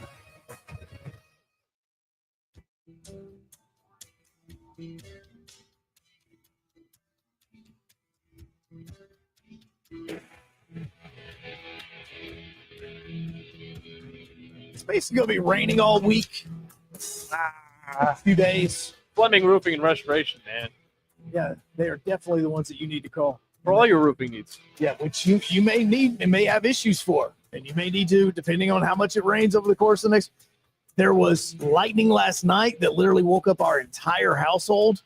Yeah, I had no idea of it until I jumped up out of bed thinking like my daughter had done something. Like, what the heck is happening? What would your daughter have done that would cause an extreme strike of voltage? I don't know how many volts. But. Look, at this point in time, I literally always panic with my daughter because we're still trying to figure out what her routine is. But that's strange. That is weird to think of. You know, the routine of another an animal is one thing. You know, a dog, you kind of expect what they're gonna do. Kids, on the other hand, you got a baby, man. You don't know if that thing's gonna jump out of the tank like a turtle does. Look, and with her, she hasn't slept well the last few nights. So my wife and I have literally been up. I only got like 2 hours sleep last night. I couldn't tell. I thank heavens. Trust me, I'm struggling when it comes to the sleep. But it was, and so the fact that she slept a little bit longer, okay, cool. But the past weekend on Saturday, my son and I, he's my movie going buddy. Mm-hmm. Like he's like, this is what we do. If there's a movie out that I know that both of us will like, I take him with me. Like the only movie since my son has been born that I have not went to with him was Deadpool and Wolverine. It's a good idea. Yeah. Really good idea. It was a really good idea, but I also know he would have loved it. Oh yeah, kids. I mean, that has everything a kid would want. That's the thing, though. They can't get in because it's R-rated. No, you just buy him a ticket for whatever cartoon's out. Then you just walk in. Well, I mean, you could get him a ticket, but I don't know if that'd be good parenting or not. No, I think there'd be a lot of guys in that room that would be like, "This is great parenting. Good job by you," because they got their kids right next to them. Yeah, exactly. But this past weekend, went and saw Thunderbolts. Oh, I saw that it had amazing Rotten Tomatoes score on it. I know it's obviously kind of hard now because we're transitioning from the original Avengers into like the new stuff. I've kind of fallen off of the Marvel movies. I haven't watched since I think Endgame. Yeah. Really? It's been a minute. So you haven't watched WandaVision? You haven't watched okay. I've watched Doctor Strange. I've watched some of the TV shows. I watched the newest Doctor Strange. So you watched Multiverse of Madness, the newest Spider-Man. Okay, as in No Way Home. Because actually, I didn't watch the newest Doctor Strange because that's the one with the Fantastic Four in it as well. It's with Mr. Fantastic in it. Yes. On top of that, I watched WandaVision. It was really good. WandaVision was amazing. But I think WandaVision and the transition to some of those other shows, the new Captain America show, that's kind of where I was like, even Loki, I couldn't get through all the way. Loki was fantastic. Was fantastic. Fantastic. The Falcon and Winter Soldier was more like a buddy cop show. Yeah, it was kind of fun for a different reason. Derpy Captain America just didn't do it for me. It was good. But the thing about Thunderbolts, this was a really good movie that I did not realize until afterwards that this movie was basically made about mental health. Oh, like the theme of the movie was mental health. Interesting. And I was getting it as I'm watching. I'm like, man, there's a lot of messages in this that you could put towards mental health. And the movie itself was really, really good. The extra scenes, really good. Got to stay for them. Really, really good extra scenes. And the Thunderbolts extra scene was only filmed about 3 weeks ago. Wow. On the set of Doomsday. That's wild. So just like the extra scenes in this movie, you got to stick around because the Tom Abraham show is coming up at 12. We'll see you guys tomorrow. football season, and Bad Daddy's Burger Bar. The perfect combination of good times and great food. This season, score big with one of our chef-inspired expressions of pure burger amazingness. Our delicious burgers are made with premium Angus beef, and you can pair it with one of our signature cocktails or a cold craft beer from our huge selection. Bad Daddy's Burger Bar on the Parkway in Huntsville and our new location at Cliff Farm, Highway 72 in Madison. Hi, folks. Bobby White back again for Woody Anderson Ford, inviting you to come test drive any one of our over 100 F-150s. From rock-solid, dependable work trucks to our state-of-the-art Platinum Series, we've got an F-150 for you. Test drive one today, and you'll understand why the F-150 is the best-selling truck in America, going on 48 years in a row. Just as successful offenses and defenses are built on teamwork, Woody Anderson Ford is powered by our people. Our sales and service teams are well-trained to save you time and money. And because we want your business again and again, no one will work harder to earn it. Our mobile service teams come to your home or business for oil changes, brake work, tire rotations, and more. And the great thing is you don't pay extra for it. We come to you with mobile service at no extra charge. Proud to be local, family-owned, and at your service for over 62 years. Woody Anderson Ford, Alabama's F-150 Superstore. Are you tired of power outages disrupting your life? It's time for a Generac standby generator from Current Electrical. Storms may rage outside, but inside your family's powered up. So why choose Current Electrical for your generator needs? 1, we offer a wide range of models to suit every budgeted energy requirement. 2, our project managers handle every step of the process: power, gas, permitting, and inspections. 3, our certified technicians install your generator with precision, ensuring peace of mind. Don't wait for the next blackout. Call 256-880-1880 or visit us online at jetsuperstore.com. Uh-oh, Brad's buzzed. Oh, yeah? Yeah, he's starting with the woots. And now a speech. I just want to say that friendship is about heart and brain. Who's with me? Good thing is, he knows when he's buzzed. And my brain is saying, when it's time to go home, somebody call me a ride. Love that guy. Me too. Know your buzzed warning signs? Call for a ride when it's time to go home. Buzz driving is drunk driving. A message from NHTSA and the Ad Council. I don't think that many kids in my son's school even do it. He makes fun of his friend who vapes. He would never try it.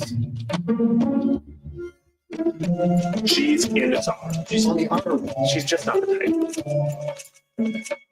No way. No way. No way. No way. My kid would never vape. Get your head out of the cloud. Today, nearly 8,000 kids will start vaping, maybe even yours.